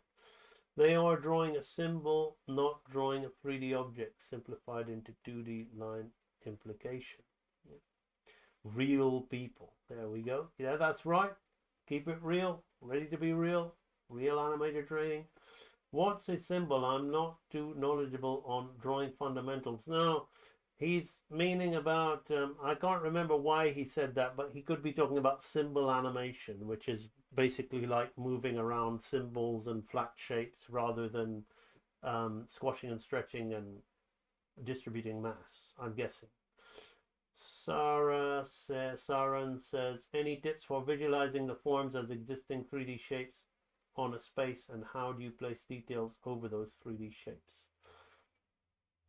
I will attack that question next, Saran. I'll just quickly read to the end of the chat because we're so close to it. I have to depart, AMB. It was good sitting and watching you work. Your gift once again is always. Thank you, Black Belt Jones. Even though you're not here. Okay. Was this project ever finished? Yeah, the Jester Till was a finished film. If you Google it, I think you can find clips on it on YouTube. Jester Till. Yeah, just type in the Jester Till. Was made in 2003. You can, if you do a video search, you can see little clips of it. So that's that. I may have a little line test of it. Let me just have a look. I can see pencil test. Do I have a pencil test? Yes, I've got some Jester Till pencil tests here. This is the hand one I was telling you about. Unhand me, thou. Okay, I may have to turn the volume down because I don't want my stream flagged. But this was the hand gesture scene. These were my roughs. Oops, hang on. Why isn't it playing? There we go. Okay, hang on. There we go. So I animated that in my 20s. I was in my 20s when I animated that, right? So I think I was about 25, maybe 25 years old when I did that. You can see all the little notes flashing on and off to the assistant, which is why I lost my temper. We've got another scene from the Jester Till here. Very, very rough because the pencil test was very, very, the pencil test machine was, there you go. Let's see some, the 3 characters. So there are a couple of tests. I don't have any more of Jester Till on me on this machine, but there are a couple of the tests that I did for it. So so yeah, 2003 it was released. Now I think I would have been 24, 20, 24 or 25, or maybe even younger, or doesn't matter. So long time ago, but I was still doing hand-drawn paper animation on feature films. And then as we moved more and more towards the away from that style of things, and the drawing skills started to get less because the projects that I was working on were, less and less classical animation inspired. So now I'm going to take this one here and use this. So I'm going to copy this. This is going to help me lock down this pose. So I'm going to go between here and here. You can see I want to add up between these two so I can flip back and forth to keep consistency. I'm quite consistent. So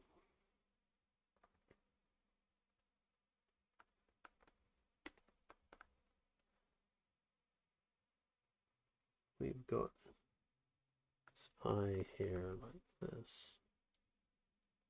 See, although it animates away from that, there's going to be much more breakdowns between here and here, but this is my last pose.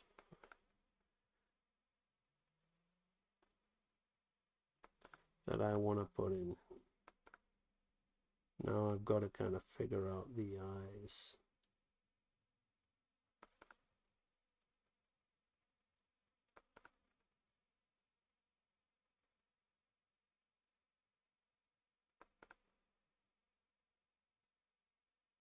Just have a look at that. Comes out the side. Yeah. The eyes for me are always the hardest part of the character. Somebody in the chat was talking about drawing some characters look off, even though they were by the people in the... One of the reasons they look off is because the eyes. And what saddens me about Disney animation and why I love like Aladdin, Beauty and the Beast and Little Mermaid more so than films like The Lion King and Hunchback of Notre Dame was I actually really love Pocahontas, so I don't want to poo-poo about that, but Pocahontas was the first one that did it, and then DreamWorks started doing it with the Prince of Egypt. They kind of started to move away to a different aesthetic from the 9 old men look. I mean, this is a very... This character is really reminding me of a very John Lounsbury-like design. Really. And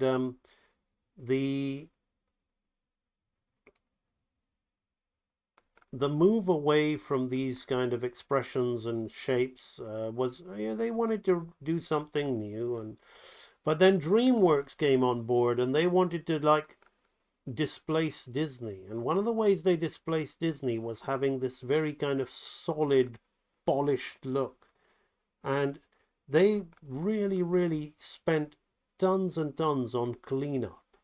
Now, cleanup is good, but again, this kind of lively animation, because in the name of wanting to be subtle and do it subtle, this kind of lively animation stopped being the expression. And they wanted to be more like, oh, let's try and get more subtle live action performances. And they tried it with The Hunchback of Notre Dame. The Hunchback was an interesting film because it maintained some of this and mixed it with the solidity of that. but what you get with the extra solid, subtle stuff is these great, subtle, controlled performances. And yes, they're fantastic, but you lose the charm, the appeal, and the life, and the elasticity of the animated character.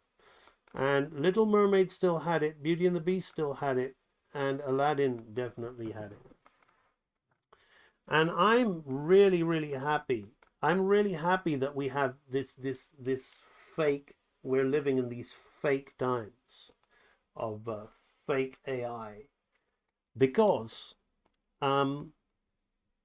what it does is like all of the computer stuff has always been about looking more polished, more shiny. You know, imagine the most polished turd that's possible. That's AI, that's CG, you know, dominant animation, where they're focusing more on the rendering and the textures more so than the performance and the animatability of it, the whole animated aspect of it. That whole animated aspect is virtually gone. It's disappeared.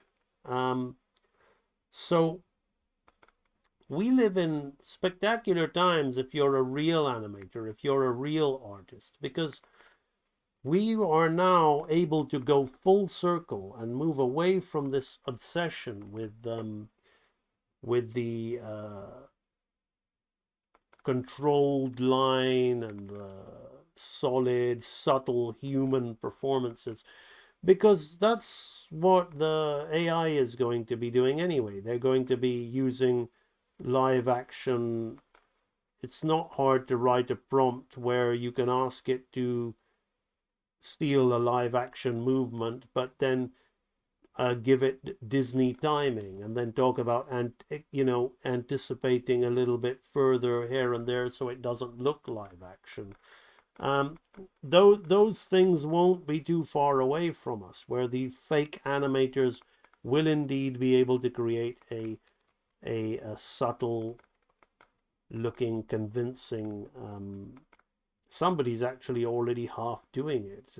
I don't know. I think they may be a French person on Twitter. They're posting these little shorts that I have to say are quite nicely designed. They're obviously an artist and they know what they're looking for. They're looking at old pulp 1920s, 1930s illustrations, and they're turning them into like Disney-esque, classical Disney style. Well, I can recognize that they've taken movements from the Aristocats and things like that. So it's obvious where they're getting their inspiration from. And that's where I realized that yes, it's not going to be long before AI is going to be able to successfully create this illusion.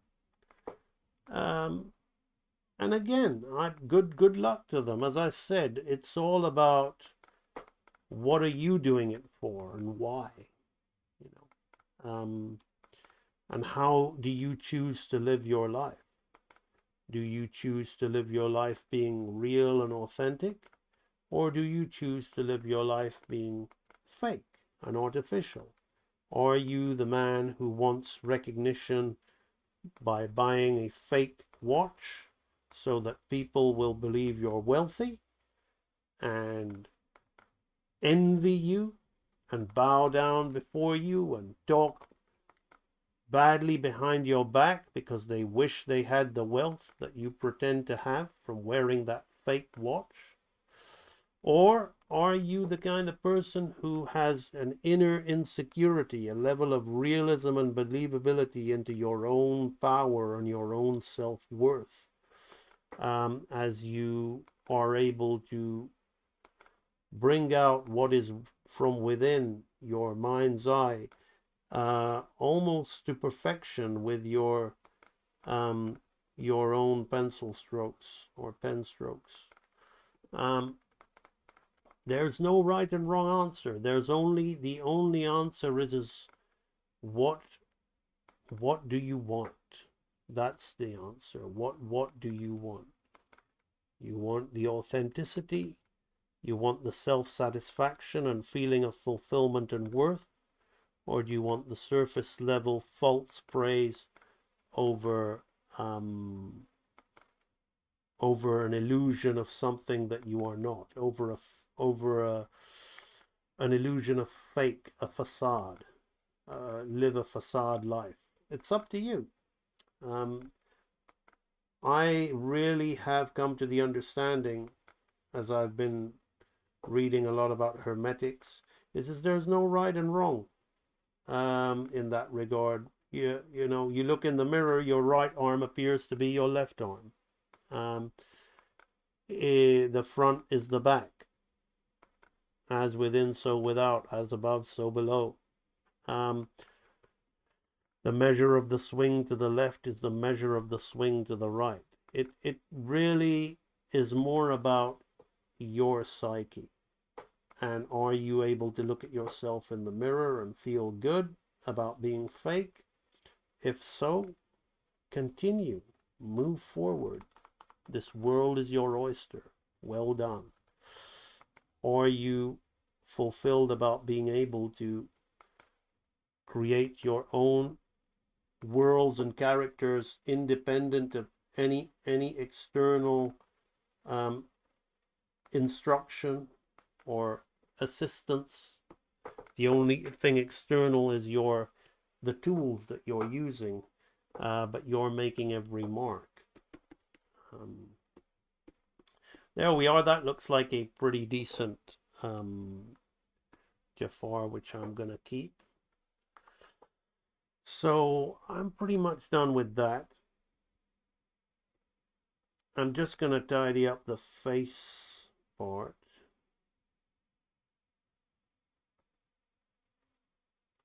So you see, if I was so willing to work on a thick and thin line, to my friend who asked me about that, can you see, even by giving this one thick line where I'm pressing extra hard to get it that thick, it's adding to the time that I produce the work. So if I want to thick and thin it like this, it's going to slow me down even more. And I need to get content out. I need to run my business, which is AMB Animation, Real Animator Training. AMB Animation as the brand of high quality hand-drawn animation to fuller effect. And it's just not worth the time to do that without the budget. And arguably, the more pristine and the more finished it looks in this day and age, the more people are going to be accusing it of AI. I had somebody accusing my complaining about my intro, thinking that all the people like Charlene and Pedro and Akao and Doug and Dwayne and Edge Deep, thinking they were all fake liars lying about Real Animator Training, and that my animation next to it was possibly AI, like Little Red was AI. So you're not going to be able to, you know, the more pristine and finished it looks, some people really are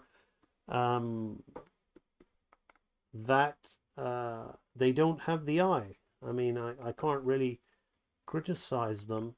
They're underdeveloped. They don't have the eye. They don't know what, or they're too busy looking at a finished, clean result and thinking, oh, that's AI. Okay, so that is the Jafar. How are we for time on the live stream? We are 2 hours in. We've got some chat going on, but these are the keys that we did yesterday. Now locked down and to model. Before we can give this to animators, do in-betweeners or assistants, we need to think about breaking it down some more. So for example, we need to break down this hand gesture. So I think a lot more acting needs to be, oopsie, we don't want this. I don't know why I'm doing that. A lot more acting needs to be done between here and here, right? That was just for reference. So he turns. So there's a lot more breakdowns to be done, but today I'm going to think about between here and here because there's too big a jump. He's holding his beard, he's not holding his beard. What's he going to do, right? And now we're going to talk a little bit about animation theory for that, and I'm not necessarily going to be drawing that to model. It's Akal the warrior. Funnily enough, this isn't really a study of Andreas Deja. This is more like my flex that I can animate Jafar by looking at a bunch of images on Google image search. If I was going to study Andreas Deja, I'd be slowing his work down and studying his timing and all those things. But of course, Andreas Deja is the designer of the character, and this stream can be dedicated to him still. Are you saying they killed it in cleanup? Yes. Zedpo, I was talking about the eye anatomy. People draw the symbol of an eye rather than a sphere encased in flesh. Absolutely, perspective cameras. They have a symbol in their mind of a flat eye. Yep. The best one is the anime thing, where they just do this. And then they do the hard outer ring, and then they have all of the various inner lines, but then they pick one or two. And they can't have it do any other expression other than what the eyebrow does to it, right? Now that's the style, but if I had to animate and draw this character, I would be doing the eye like that, but I would be attempting to do like a down angle with a little bit more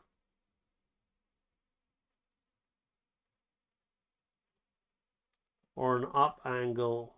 This is what Paul is talking about.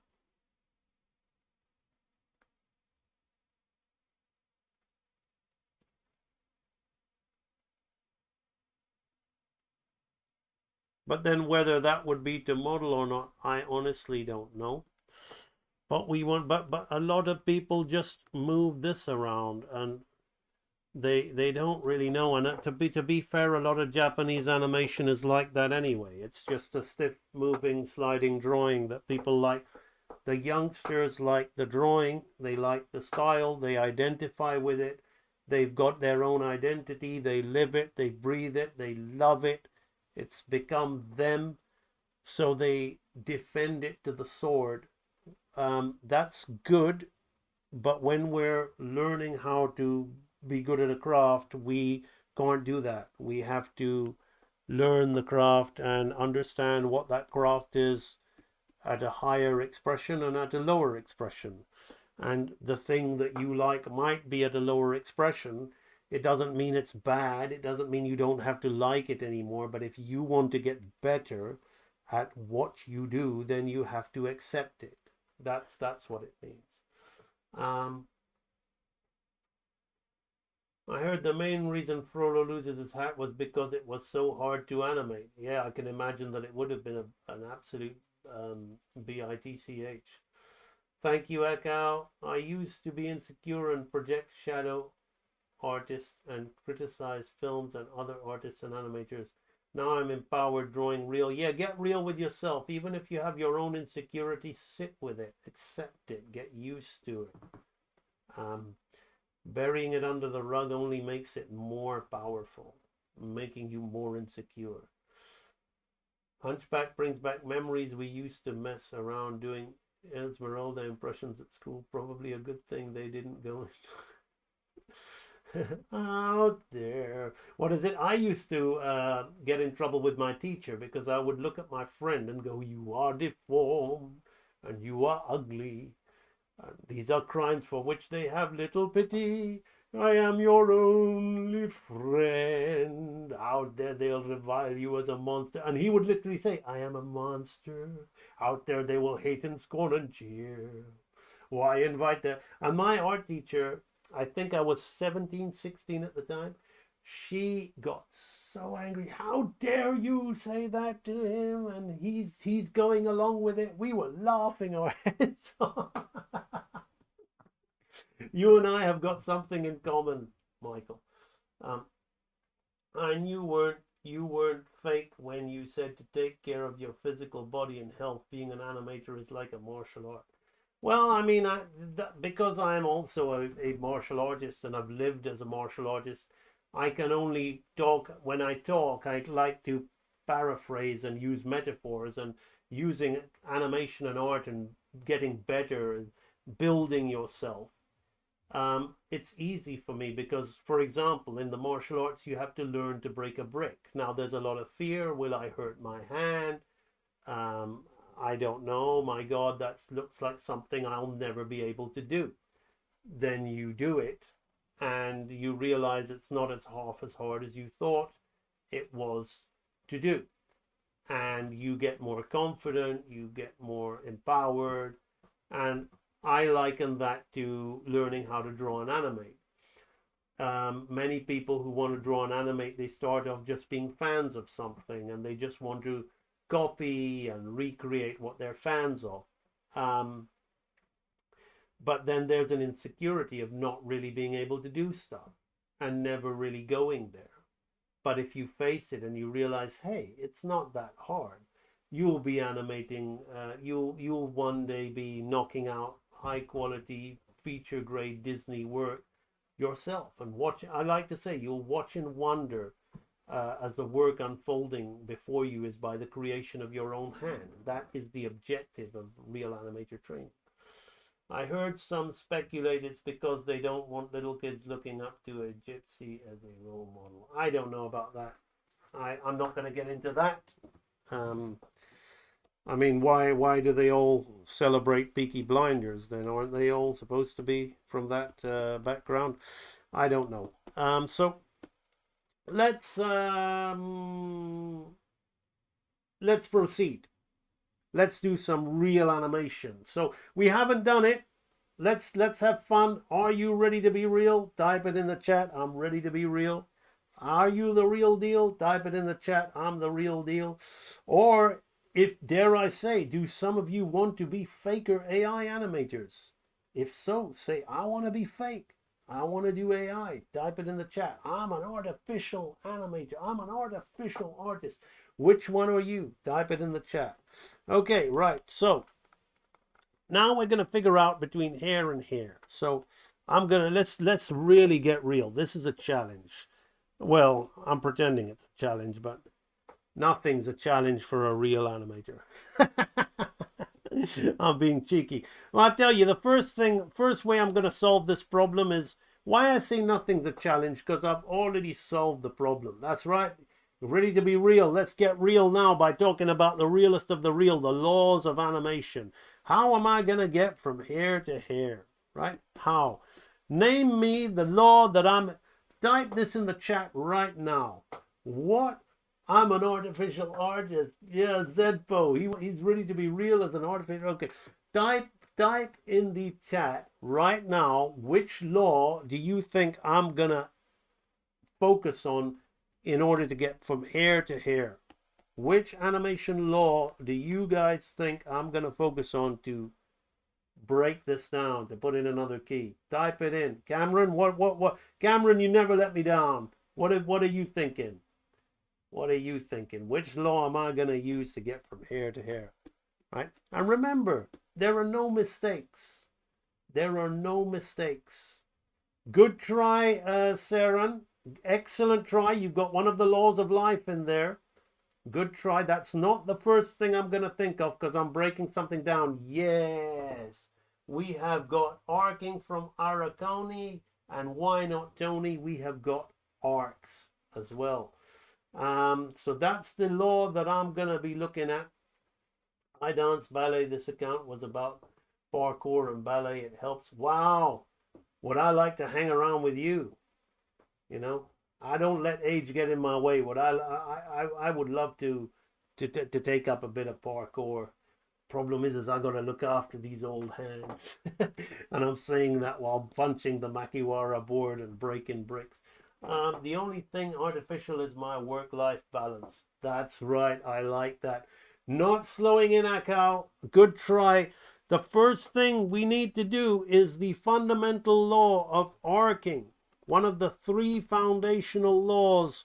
Let's do a law diagram. Let's drive people away in the chat who aren't really interested in the real information, right? Let's have the 3 foundational laws. We got timing, slow in, slow out. This is what the Real Animator Training Basics Archive really focuses on. Timing, slow in, slow out, and arcing. These are the foundational laws that all the other laws sit upon. We've got another 3 laws sitting on these, which are the 3 laws of life, 3 laws of movement, which are the we have got pose to pose and straight ahead, which is what we're doing here. Pose to pose, pose to pose. This to this is gonna be sitting on. It's going to be sitting on all of these 3, but in order to get from one pose to another, what do I have to do? I have to define an arc. I have to define an arc. Pose to pose, follow through, overlap, and drag. Right? And we have got solid drawing. So now it's going to be much easier for me to get between hair and hair because they're nice and solid. Right? And things are going to have to be following through, like following the arc and then dragging along with the arc. So these are the 6 laws of life. But remember the 3 foundational laws which all the other laws sit on. Then when we're ready to, no, not the 6 laws of life, my bad, the 6 laws of movement, right? And you know, the movement occurs and then the movement starts to live. I live. All right, so then we have the next 3 laws of life, which are going to be hair, which go on top of these 6 laws of movement. We've got squash and stretch. Then we've got what my friend Saran says, which is anticipation. Anticipation. We've got that. And then after that, we've got primary and secondary action. So our laws are sitting, all of these are sitting on these foundational laws. Then we've got another 3 laws of life. On top of those 3 laws, we've got exaggeration, appeal, and staging. Paul, do you know all these laws by heart? I know that you're a real animator. I know very well. You got the attitude. If not, then take this part of the stream and I want you to draw this diagram every day for 1 month. Every day for 1 month. Anybody else can do it. Anybody else can do it. I'm talking to Paul, but anybody else is open to do it. And just get those laws ingrained in your subconscious like you're breathing air, and already you'll be a better animator. That one little act will have made you better than watching hundreds of videos of my alternate content. That one free act that I've given you. Can I explain the graph again? I have videos on my channel, sir, and it's difficult for me to explain the graph in detail on this stream. On the next stream, I will explain the chart a little bit. Okay, those charts are timing and arcing and slowing in and slowing out. We have 3 basic charts: halves, thirds, and favors, right? This simply means the space between the frames that you are using, right? So now you can slow in and out. So this is timing. This is the first law of how you make the illusion of movement or life is everything is timing. And you got to slow in and out on certain points. So I'm going to slow in and out on what we call halves, right? Halves. Here I can slow in and out on what we call thirds, right? But by turning this into a half within a third, right? Now again, Sauron, this is too quick. I'm not doing you a full service here, but in the next stream, because I've got too much to get through we were just going to talk about arcing. So with the favors, you're really close and you're going to jump a long way. There might be somebody trying to explain this on YouTube in a 5-minute video for the fake animators who think you can just learn and master something like this in 5 minutes. And, you know I've seen those stupid videos. They've got about 1 million views or 500K views. That's why we are where we are in a world of fake animators celebrating AI and the people who claim they want to draw. Do they? If you just want to watch a 5-minute video, if it's only 5 minutes and you got better things to do with your time, tell you what, just use AI. What does Guile say in Street Fighter? Go home and be a family man. The real animator motto is go home and be a fake animator. You know, that's what it is. Just go home. So Sauron, I will talk about this on the next stream. I promise you. All right. When we look at hair and I tell you how are we gonna get from hair to hair and make these two drawings last around 1 second, right? We're gonna have to break it down further, and we're gonna have to look at the chart a little bit, right? So I promise I'll go right there and help you out with that. But this for now is the law of arcing. So what I'm gonna do here is I'm going to look at hair and I'm going to look at hair, and I'm going to say, what is his hand doing? His hand is at the moment going like this. So I have a choice to bring his hand out like this, or I might bring his hand up and make him twiddle his beard and pull it away. Can you see how I'm thinking about the arc, what we call, now there's two things, and again, fake animators who watch 5-minute videos and think that they've done their bit for the day. You know, they probably don't understand the difference between the line of action and the arc of motion. So, are you ready to be real? If you're ready to be real, before we go any further, tell me what you think the line of action is and what you think the arc of motion is. What's the difference?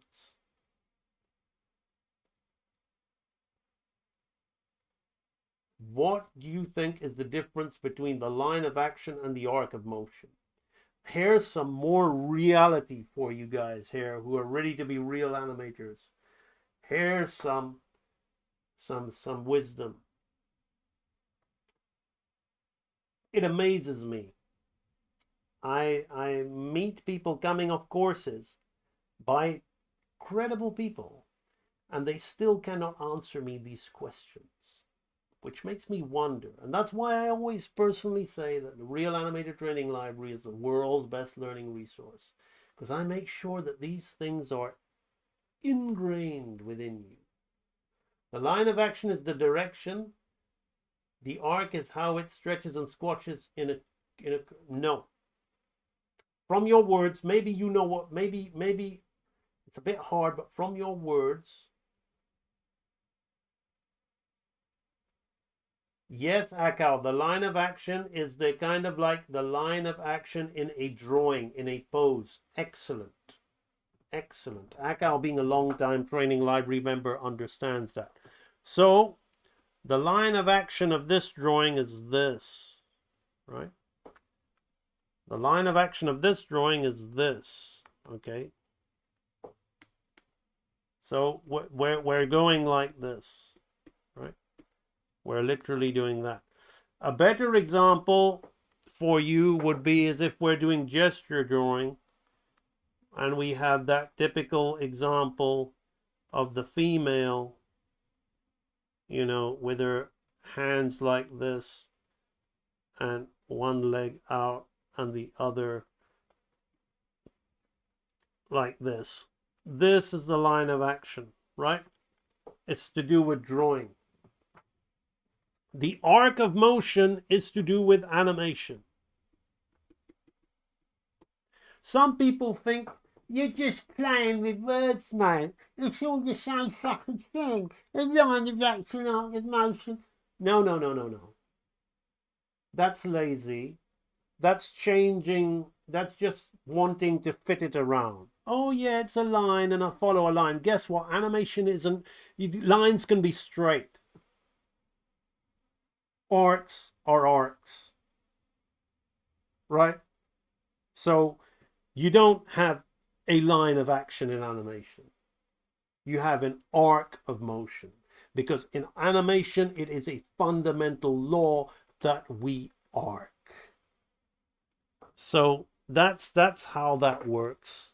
So the fun thing is when I'm going to be breaking down this animation here to create more keys between these two extremes. Okay, this is an extreme and this is an extreme. I need to put some keys in here because I'm not even, you know, maybe not even secondary action keys. I will be by putting in more than one key. But at the moment, I'm going to be thinking about putting some keys in here to break down. So I'm thinking I'm going to want that hand to arc up here.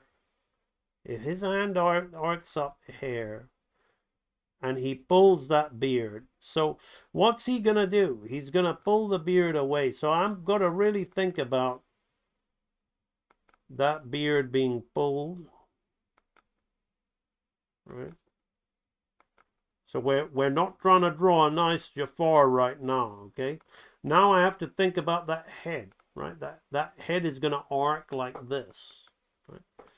That beard's being pulled, and that head's going to arc like this. So the eye is going to be here like this. Maybe I'll have him think up here. You see, I'm not trying to draw Jafar at the moment. I'm trying to make Jafar act at the moment, right? Very different to drawing on model. You've spent a whole 2 hours of the stream watching me draw on model, right? Now you're watching me animate. And that's why drawing and animation, this is still drawing. But that's why I tell people who message me, do I need to be good to draw to join the training library? For heaven's sake, no, because most people who think they're good at drawing, they really aren't. They really aren't. Because as I mentioned, all they've done is memorize these anime eye shapes and let some digital coloring and some blur tool and smudge tool for the eyelash make them feel that, oh, wow, I'm a really good artist. I'm not making fun of these people. Let me be clear of that. It is simply what you don't know, you cannot help. But when you do know, it is willful ignorance. So a lot of these people just want to keep doing this. And they want to make this fit into this.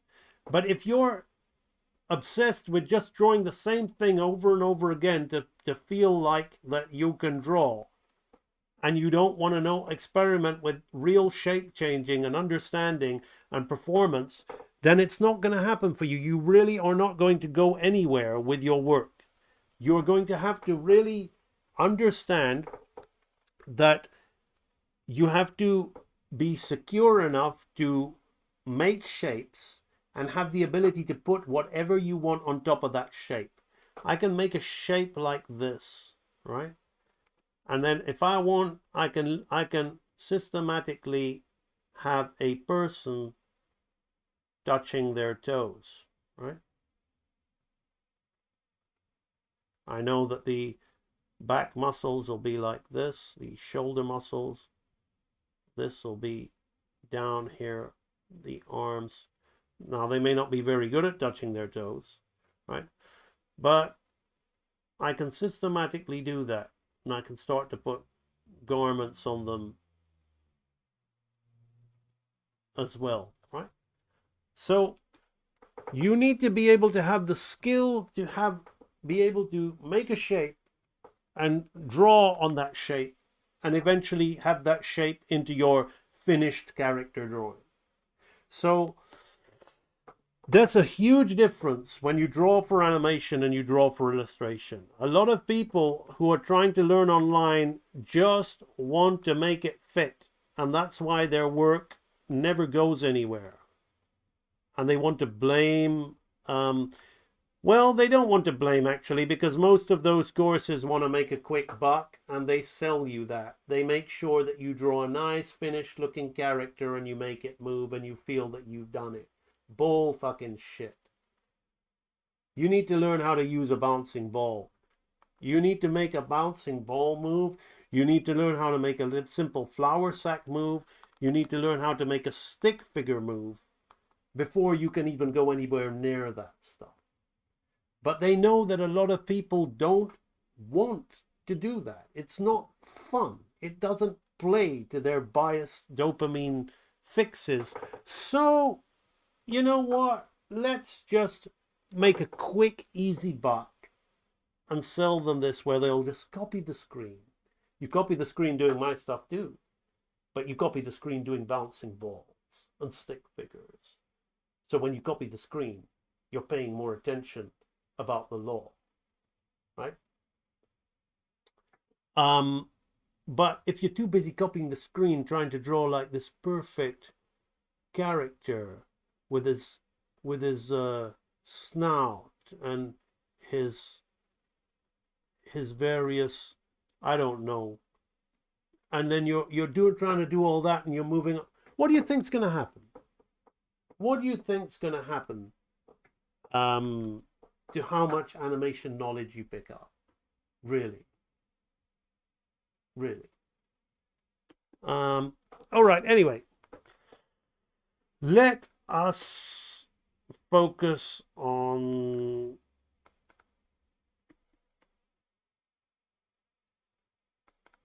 now. I've got to imagine what it'd be like. He's going to be holding his beard like this. Now, I'm going to make a hand like this. Right?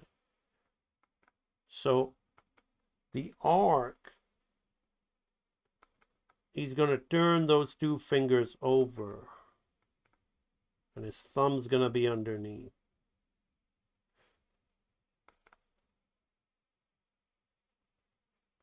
See, I'm not going to waste time worrying about am I drawing that arm correctly. Right? I'm more concerned about breaking that down. That's all I'm going to do. I'm not even going to care about what his body's going to do. Right? The body is just a subtle change in perspective. Right? So we're arcing down. Now I could simply just have his hand come away on the next one. Right? And then the beard come up, like bounce up like this. Here's what I could do, right? I could have the beard bounce up like this, have him blink, right? Have his hand, we won't see his hand, but just indicate that his hand's moving away. And we're going to go into that. Here's what we could do, but this is what a real animator doesn't do, right? We don't just do that, right? That's what a real average Joe does, or a real lazy animator does. They're real, all right. They can do it. They can in between and all, but for me they're not quite the real deal. Here's what the real deal would do, right? And the question is are you ready to be real, and are you the real deal? That's what I keep trying to drum into you guys. I want you to feel a little uncomfortable when I say those things deliberately, because I want you to wake up. and to start to work. So he's going to hold it there.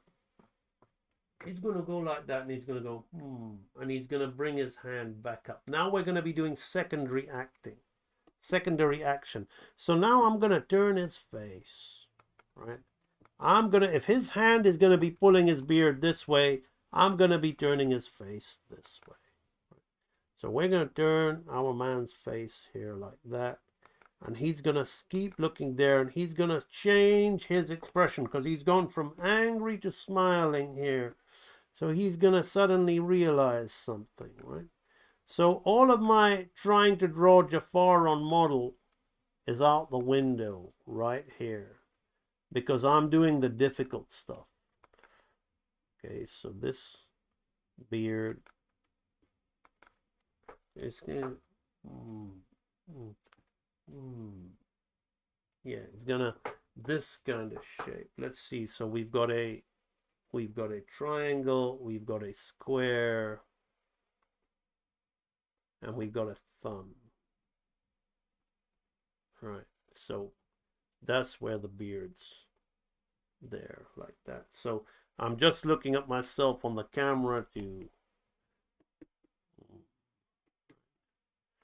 So he's going to turn this way, right? So as I've kind of tried to figure that out, I'm not happy with the arc, even with that rough stage. So what I'm going to do is just keep his wrist up here like this.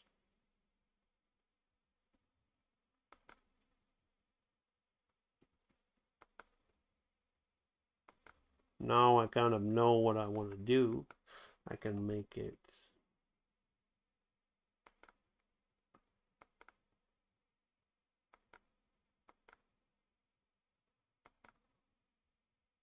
We're going to keep a pull on that.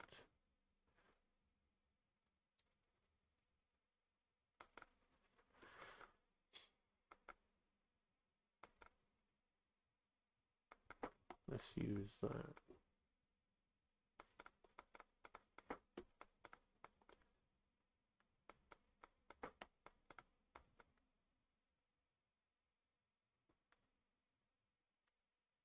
There we go. Okay, that's better. I feel a bit better about that. So I got to tidy this arc, but I'm seeing a little arc in the hand here like this.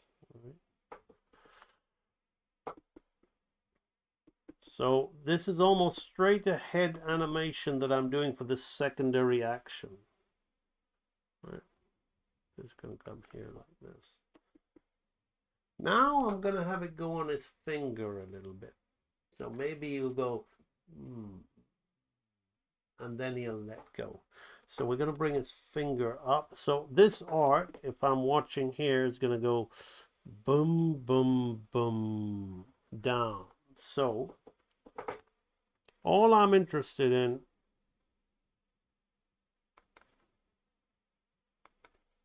is really kind of, maybe I'm exaggerating the stretch on his beard too much, but it's a cartoon. Maybe Andres Deja would say, no, no, no, no, no, no. You cannot do that to his beard. It is too much. But I want to try. I don't, when the cat's away, the mouse will play, right? So here,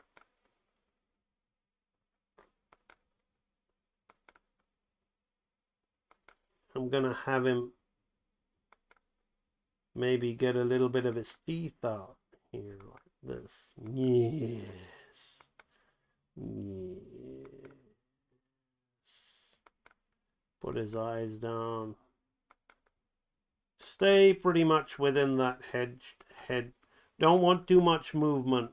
Stay pretty much within that.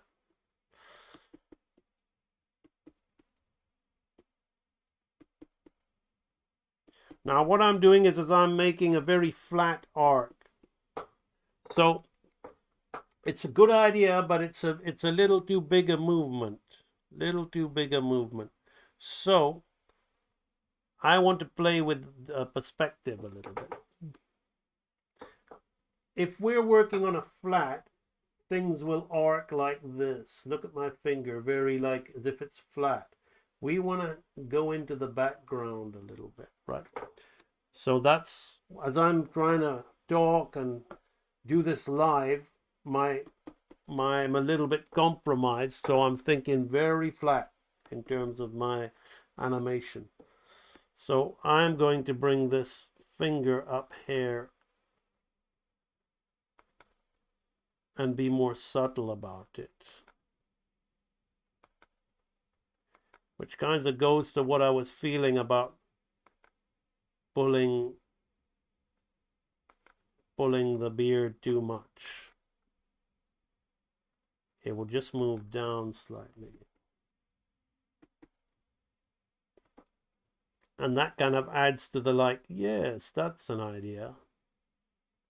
So we'll change his wrist angle a little bit, right? As to making this beard work and all that, that's for another drawing session, right? I want to get the acting down. I want to really get the acting down at the moment.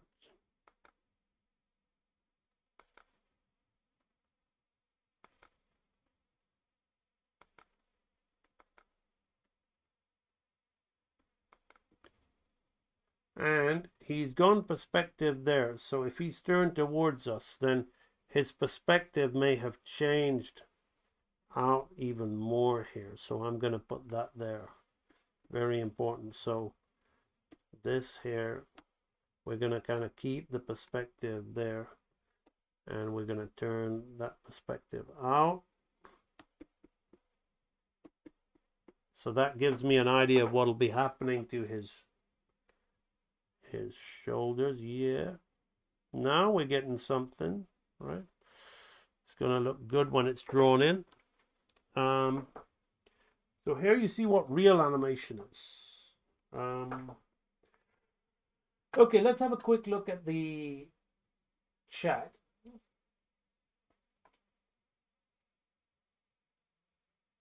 The action is the one that somehow marked the point of balance on the character, maybe. That's the line of action. Yes, perfect. Gesture line, Jinx, I get it. I thought gesture drawing for figure drawing. Chance, are you still here? Okay, a gesture line is for a static drawing. You know, like a motion is for animation. Yes. Kawaii Senpai. I just bought blank note cards to do a flower set today. Awesome. Bought them from a pharmacy. Evil corporate. I'm not getting into that. Sometimes when I do arcs, I do them too distracting. Maybe I do them too far apart, or are there other reasons why that happens? You just need to develop experience. You need to start with big, clean, sweeping arcs. And yes, that is a bit linear and it's a bit flat, like I was saying.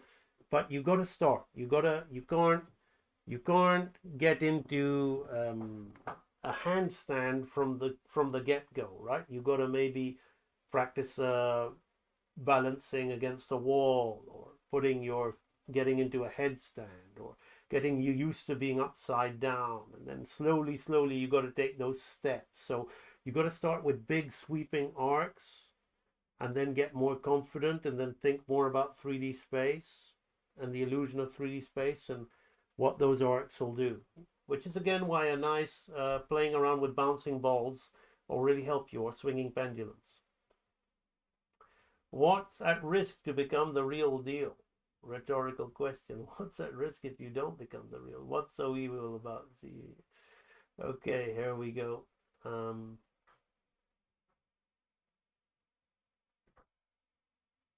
What is the parallel to blocking in theater? What is that called? Staging in animation? No, staging is yeah, I mean, what you're calling theater, staging is the pretty much the mise en scene. Is it's the mood, the tone, the pacing, everything, even the art direction to some degree, the editing, the continuity, the flow of one scene to the next, or even within the one shot. staging is very important. It's the structure of the whole thing within you know the flow. What do you think of Tom and Jerry? The original Tom and Jerry's by Hanna-Barbera were the amazing when he was called Jasper. I loved that. I loved Tom and Jerry before Chuck Jones destroyed them.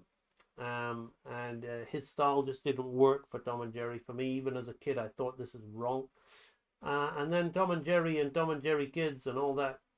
Tom and Jerry has just been butchered like Highlander, like the Terminator, like anything good. It just, you know, has been dragged out too long and butchered. So now we're going to go from here to here. Right? So next one is he pulls it. He has an idea.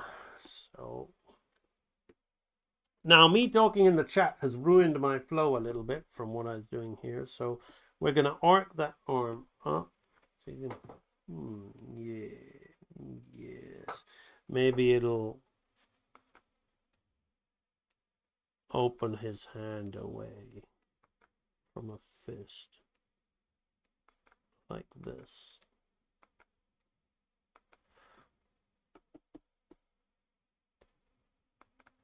And that beard will... Maybe he'll laugh to himself. Facing the other way.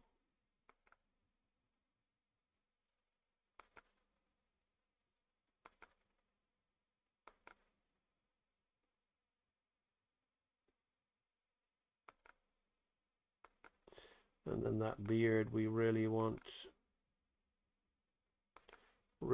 to feel the elasticity of that as it shoots away. Again, I'm going to have to look at the model of his beard to get that elasticity correct.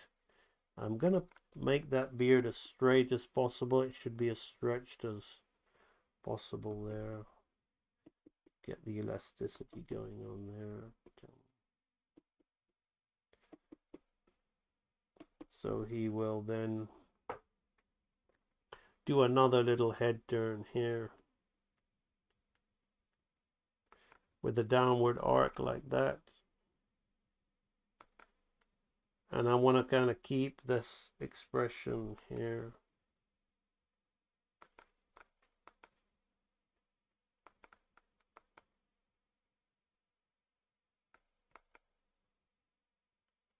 Maybe have a little bit of his teeth showing there.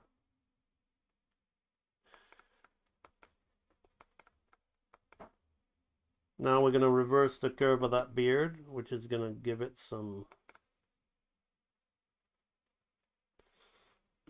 life. And then just for the sake of it, so you can see the intention. So this wouldn't be a key, this would be a breakdown, because really the beard should go even beyond, right? But depending on the texture of the beard, actually I might have it bounce down, arc this way. See how arcing is everything?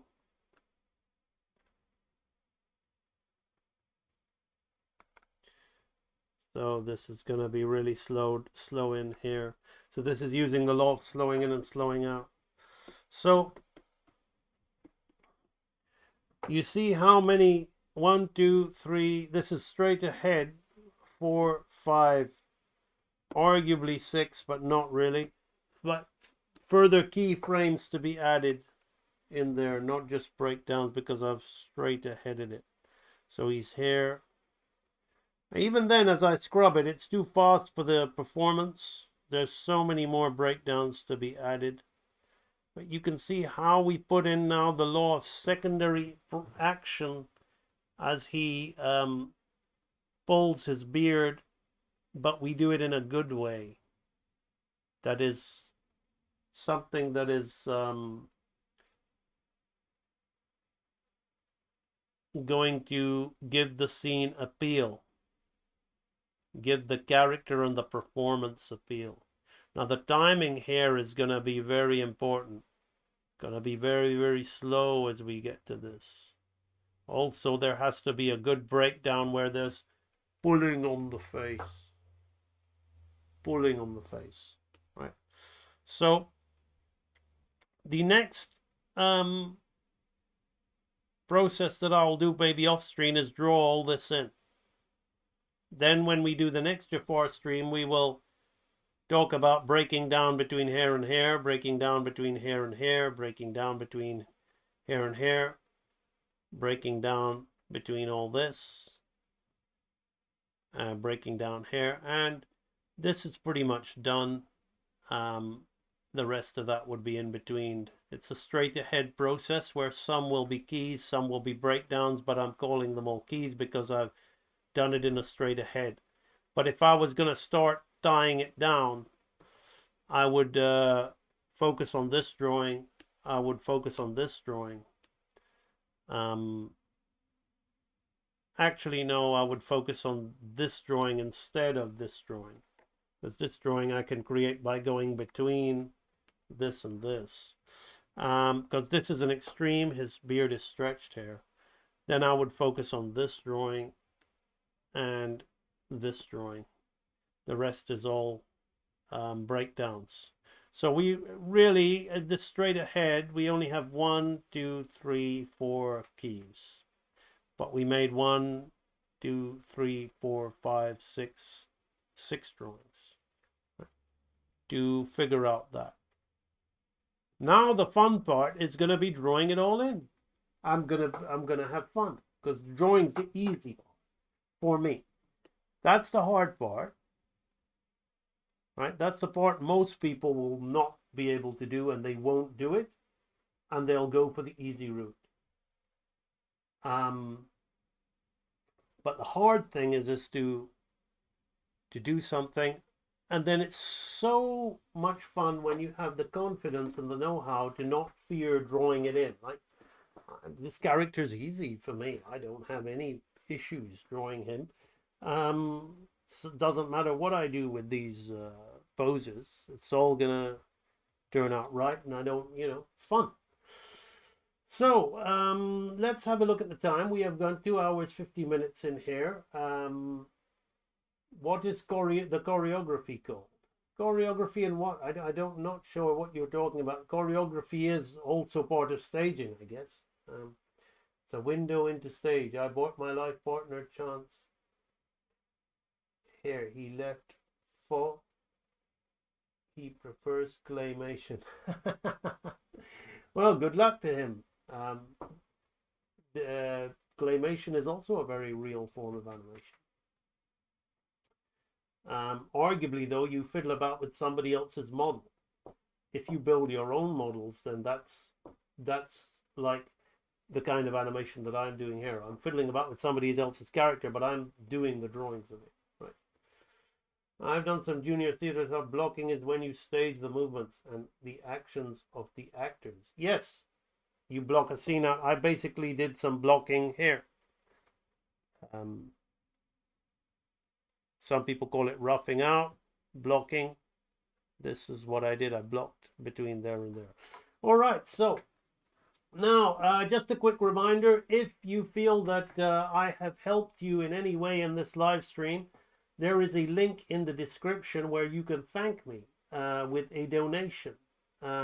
You can either give any of the suggested amounts or you can give your own amount. I'm extremely grateful to those of you that are donating to me. It is all very helpful.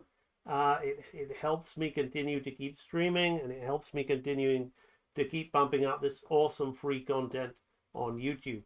If you're looking to go further, and you are wanting to bring your steps into reality even more real, you're wanting to make them even more real, consider going to ambanimation.com. There's a link in the description. Clicking on Real Animator Training, there's the page with all the information, and you've got these preview videos of what's in the training library. You also have these videos with testimonials and a little bit of information about yours truly.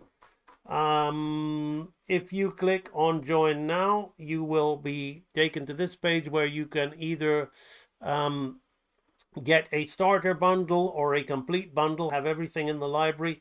There are two types of archives in the library. There are training archives and there are edutainment archives. The edutainment archives, for example, you can, the most recent one, you can watch this scene animated. This is a 20-minute preview, so you can enjoy that if you like. You can watch how this scene was animated from start to finish. You can watch the whole process over, 14 live streams containing over 40 hours of content, where I basically animate this scene for you and explain everything. You can watch this 20-minute video and it gives you nice little snippets of what you expect in there. That's edutainment, but if you're really looking to move forward, we were talking about the laws of animation. Now, the 6 laws of movement you will get in the basics archive. In yesterday's stream, we talked about that. In the intermediate archive, we move on to the 6 laws of life. So you can watch this video, which will explain it, but let's have a look inside. So the first bit of character you really learn is this AMB flower sack, which is designed to...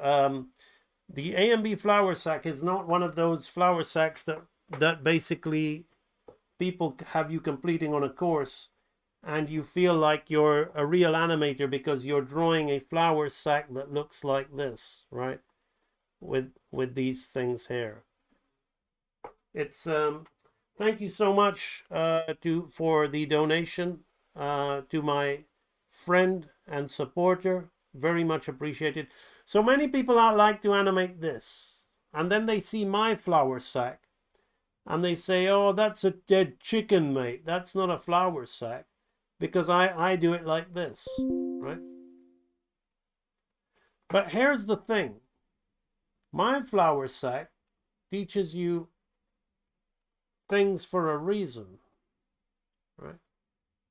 Because if you get used to drawing this, all you literally have to do is learn a little bit about joints and anatomy, and then animating a person or a mouse or anything isn't quite hard. Whereas if you're drawing this, good fucking luck. My system is deliberately designed to help you progress, to make the things, to learn how to make things move in a constructive, productive manner. It isn't counterproductive. Oh, all the professionals I see use a flower sack looking like this, and they've even got the little seam. And it's all about personality and character, so we don't want arms and legs. All right, be happy. Be happy just having subpar work, never really knowing how to draw a person, how to get an appealing flowing pose in a person, never really understanding how to squash and stretch things, never really be, just bitch and moan and whine and complain, or better still, use AI. It'll do it all for you, right? So my flower sack is specifically designed to make you progress as fast and efficiently as possible. So first you learn how to turn this thing around. After turning it around, you learn squash and stretch. So you learn the bare basic structure of it, and there it is. And then you learn how it squashes and stretches and jumps. After that, you learn about anticipation. You learn how to make it anticipate and walk off the screen. Following that, you learn how follow through, overlap, and drag. You learn how to make it wave a flag about and jump around. And look how suddenly the posing of the sack is getting much more advanced as we progress through the lectures. After the follow through, overlap, and drag, you learn about primary and secondary action, which is what we did here with this guy's beard, a bit of secondary action. So you learn all about what primary and secondary action is through these exercises. Following that, you learn about staging. A little bit about staging, not too much. We learn about building a set, putting our character in the set, populating the set, having the props design. So you learn about staging. Then after the flour sack, you go back to the stick figure, but our stick figure is a little bit more intermediate and advanced looking than the basics archive. And you learn how to put a 4-step human walk cycle, so you vary the steps, so it's not just one step, one sequence of just 2 steps. There are 4 steps.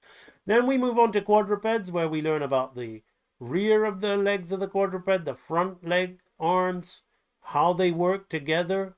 You know, nothing about let's draw a realistic looking horse in one go and you copy the screen and all that bullshit. No, this is designed to really help you understand what are those rear legs doing? What about the hip bone? What's the hip bone doing? What are those front arms doing? What are the shoulder blades doing? What about when they work together?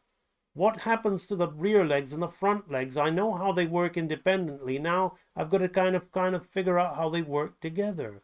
Now we'll find out what happens when the head is put on there, and the tail, and the timing, how to time it. So once we've done that with a walk, guess what? You do it with a trot. What happens to the back legs when they trot? What happens to the front arms? What about when they're together? What about, some people don't want to do that. Let's just copy somebody who's really good at it, and just copy the drawing on the screen and pretend we did it, right? That's a good way of learning. Okay, right? So then you've got what you have with a quadruped canter. What happens to the back legs? What happens to the front arms when the cantering is going? How do they go together? What's a 3-beat? What's a 4-beat, right? So then finally, what about the head and the timing? We then go through what we call a single suspension gallop. What is a single suspension gallop? What do the back legs do? What do the front arms do? How do they go together? Well, how does it work with the head and the body and the timing? And finally, we have a double suspension gallop. What is the back legs? What is the front legs? What do they do together? And how do they work? And that's it. That is the intermediate archive completed in the Real Animator Training Library. So I'm not going to talk any more about it. If you are willing to be real and really undertake this, you got to have the right attitude, though. You can't just want to just say, all right, I'm going to be good, I'm going to learn, I'm going to join his archive, and I'm going to go through the thing. But you're not, if your heart's not in it and you don't really want to improve, it's not worth doing. AI is there. The other courses are there where you just copy a really nice drawing and feel that you did it. And then when it comes to applying it to your own stuff, good luck, right? AI is there. Those other courses are there for you to feel like you're doing the real thing. But there are some of you who truly are the real deal. Some of you who truly want to make it real. Some of you who are, in spite of how good AI gets, AI can create the perfect looking stolen, fake, hand-drawn animation ever. Nobody will know the difference. You still want to draw it by hand because you're real, you're authentic. You want to be able to breathe your last breath on earth knowing you lived a real life, not a fake life. Then the Real Animator Training Library is for you. Very quickly, the power of learning things like the quadruped is it doesn't matter what creature I'm doing. Like I dealt with a dog, right? You have to learn a little bit about the animal, the specific anatomy of the animal. But let's just say I wanna make a shape like this, and I wanna start thinking about what's gonna be happening here, right? So what's gonna be happening here, right? So I know immediately, okay, well, I can turn this into a horse, right? I can turn this into a horse.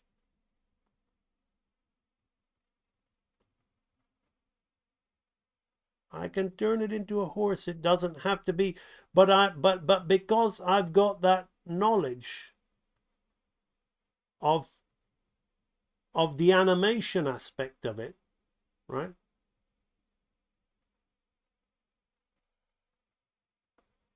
Because I've got that knowledge of the animation aspect of it,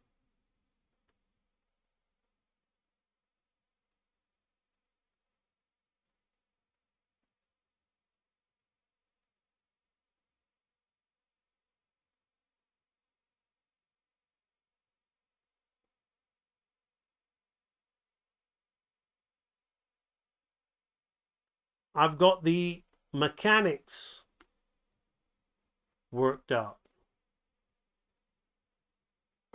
I've got the mechanics worked out. I'll have to go away and look at a horse and refresh myself of where the horse is, what the horse anatomy is. But I know what's going on with the front leg and the back leg, right? Probably that would be better, right? It's all coming back, it's coming back to me now, right? So I've got the, you could put that there if you really wanted to.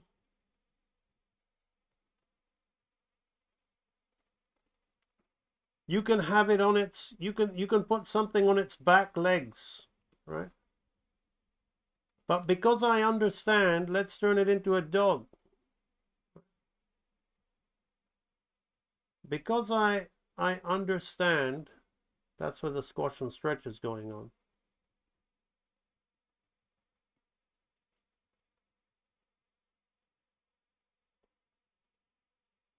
What goes on through all those different movements, actually you want to turn it out the other way. That'll balance it for a nice pose. Right? Because I understand what's going on with those legs, it doesn't matter. You literally, let's have a twisting, let's have a three-dimensional one, right? Let's have the arms out like this. The legs are going back like that. Because you understand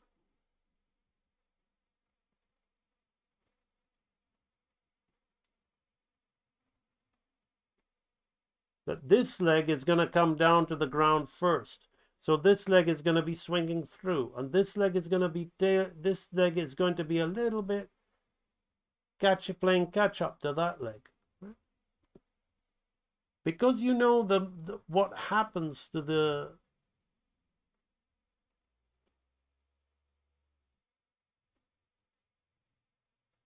because you know what happens to these legs, no matter what position you want to draw this. Let's have a dog chasing its tail, right? I'm just playing, I'm just making up, just like I did with the Jafar. Let's have a dog chasing its tail. What am I going to do? How am I going to make this work? Okay. Well, he's got a squash and stretch here, so this leg is going to be trailing behind, right? So this leg is naturally going to be more over here like this, right? Then this arm, because this leg is in front, this arm is going to be picked up on this side, and this is going to be over the other side. So it's a little bit scruffy. So this arm is more picked up, right? But then the squash and stretch is happening here, where the tail is here like this. This leg is turning over. This arm is going to be on the floor. We won't see it, right? And this leg is going to be around about here somewhere. This arm is picked up off the floor. And the head is looking back. So you really want to, it's a nice difficult pose, but I like it for it. You really want to play with that so you know that which legs are on the ground, where they're on the ground, what does it look like from the top view. So from the top view, this is the rear leg, this one here. This leg is going to be here, right, this, right, stretching in. This is his butt shape, right, his butt shape's going to be like that. This is his other arm coming here like this. This one goes to pick up. See, this is what I'm doing here, you see. I mentioned this at the beginning of the stream. This is real practice, right? Because you're training your brain, right? with understanding where everything goes. You're not sitting there doing this. I know how to do a really good anime eye, and that's all I'm going to do. Here's somebody happy. Here's somebody sad. I spent the whole day drawing this, and then I shaded it with my digital tools on Procreate, and I used the blur, and I drew the shadow, and I wasn't happy with the line I made, so I undid it, and I did it again. I tried to do it in one. That's not practice. That's wasting time. Really practicing is learning concepts and quickly trying to program them into the brain so that you don't forget and lose those skills and abilities. Of course, time should be spent practicing refinement. But if you don't know how to draw anything good in the first place, what are you trying to refine? Really? So that is something that I think is extremely important for many people who are looking to be the real deal to understand. Being the real deal is being the real deal and feeling like you're the real deal inside. Let's move scene now. Feeling and knowing you're the real deal inside is being the real deal, not the illusion of you being the real deal. The illusion of you being the real deal with your digital art and your coloring tools and doing the one-trick pony, those days are practically over, but maybe not, because you now have AI to create the illusion of being the real deal.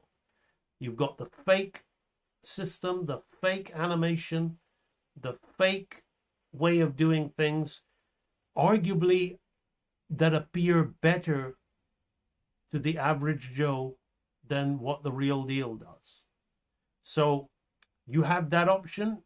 You can live a fake life, be happy, be merry, and leave this earth knowing that everything was fake. Many people say, who cares? It's a fake world anyway. It's a matrix. It's an illusion. So I'm not here to judge.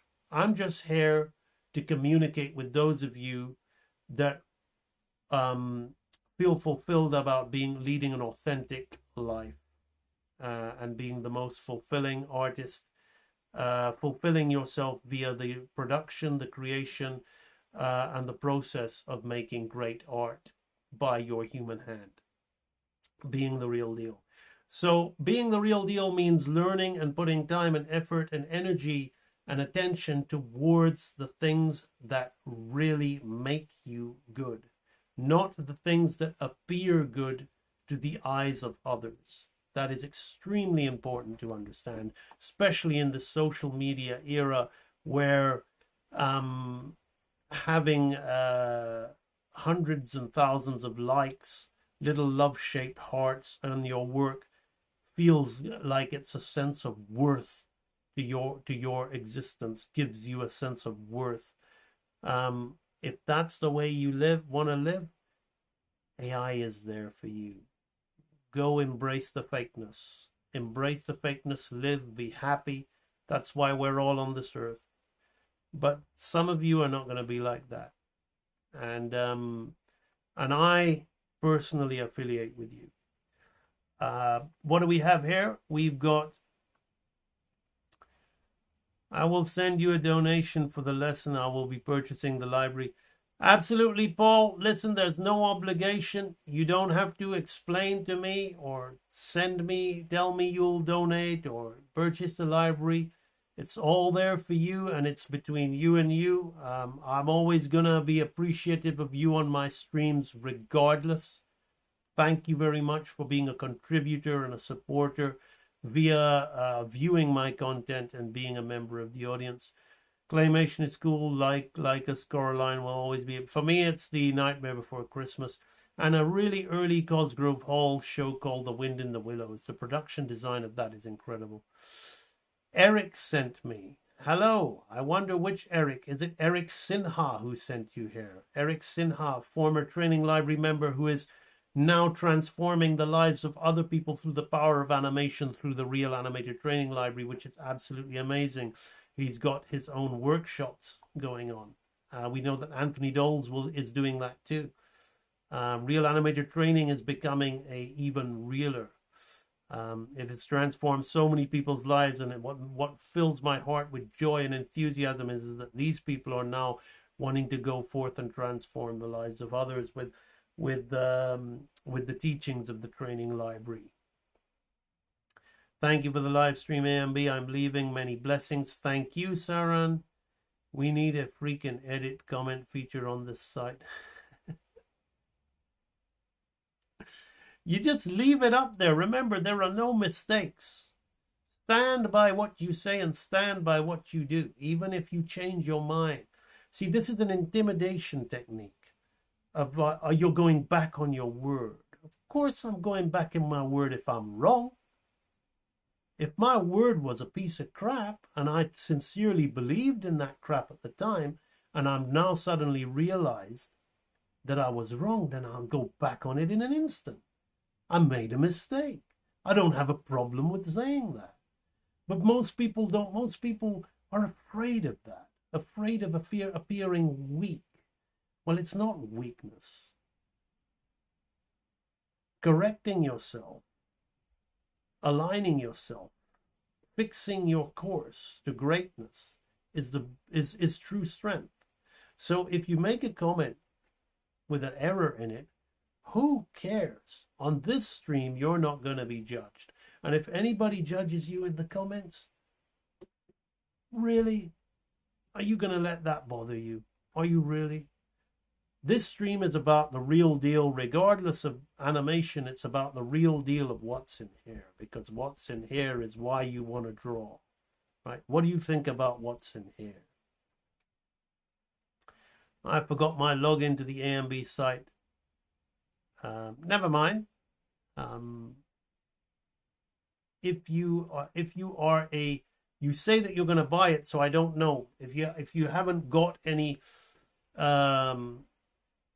archives at the moment, then it doesn't matter because it's only really worth logging in if you're going to buy an archive or access an archive. Being able to log into the site with no archive, you can't really do anything with people who are not logged in can do. So if you have access to an archive, just let me know and I will send you a password reset.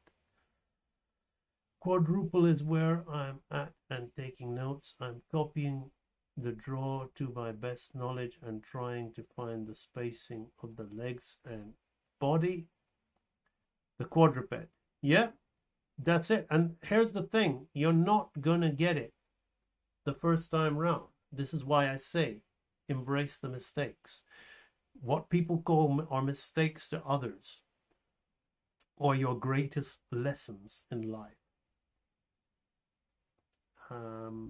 My pleasure. Good night. Got to eat. Okay, well, that's the time. I'm going to go and eat too. I'm going to go and have my NutriBullet. So on that note, I am going to bid you farewell.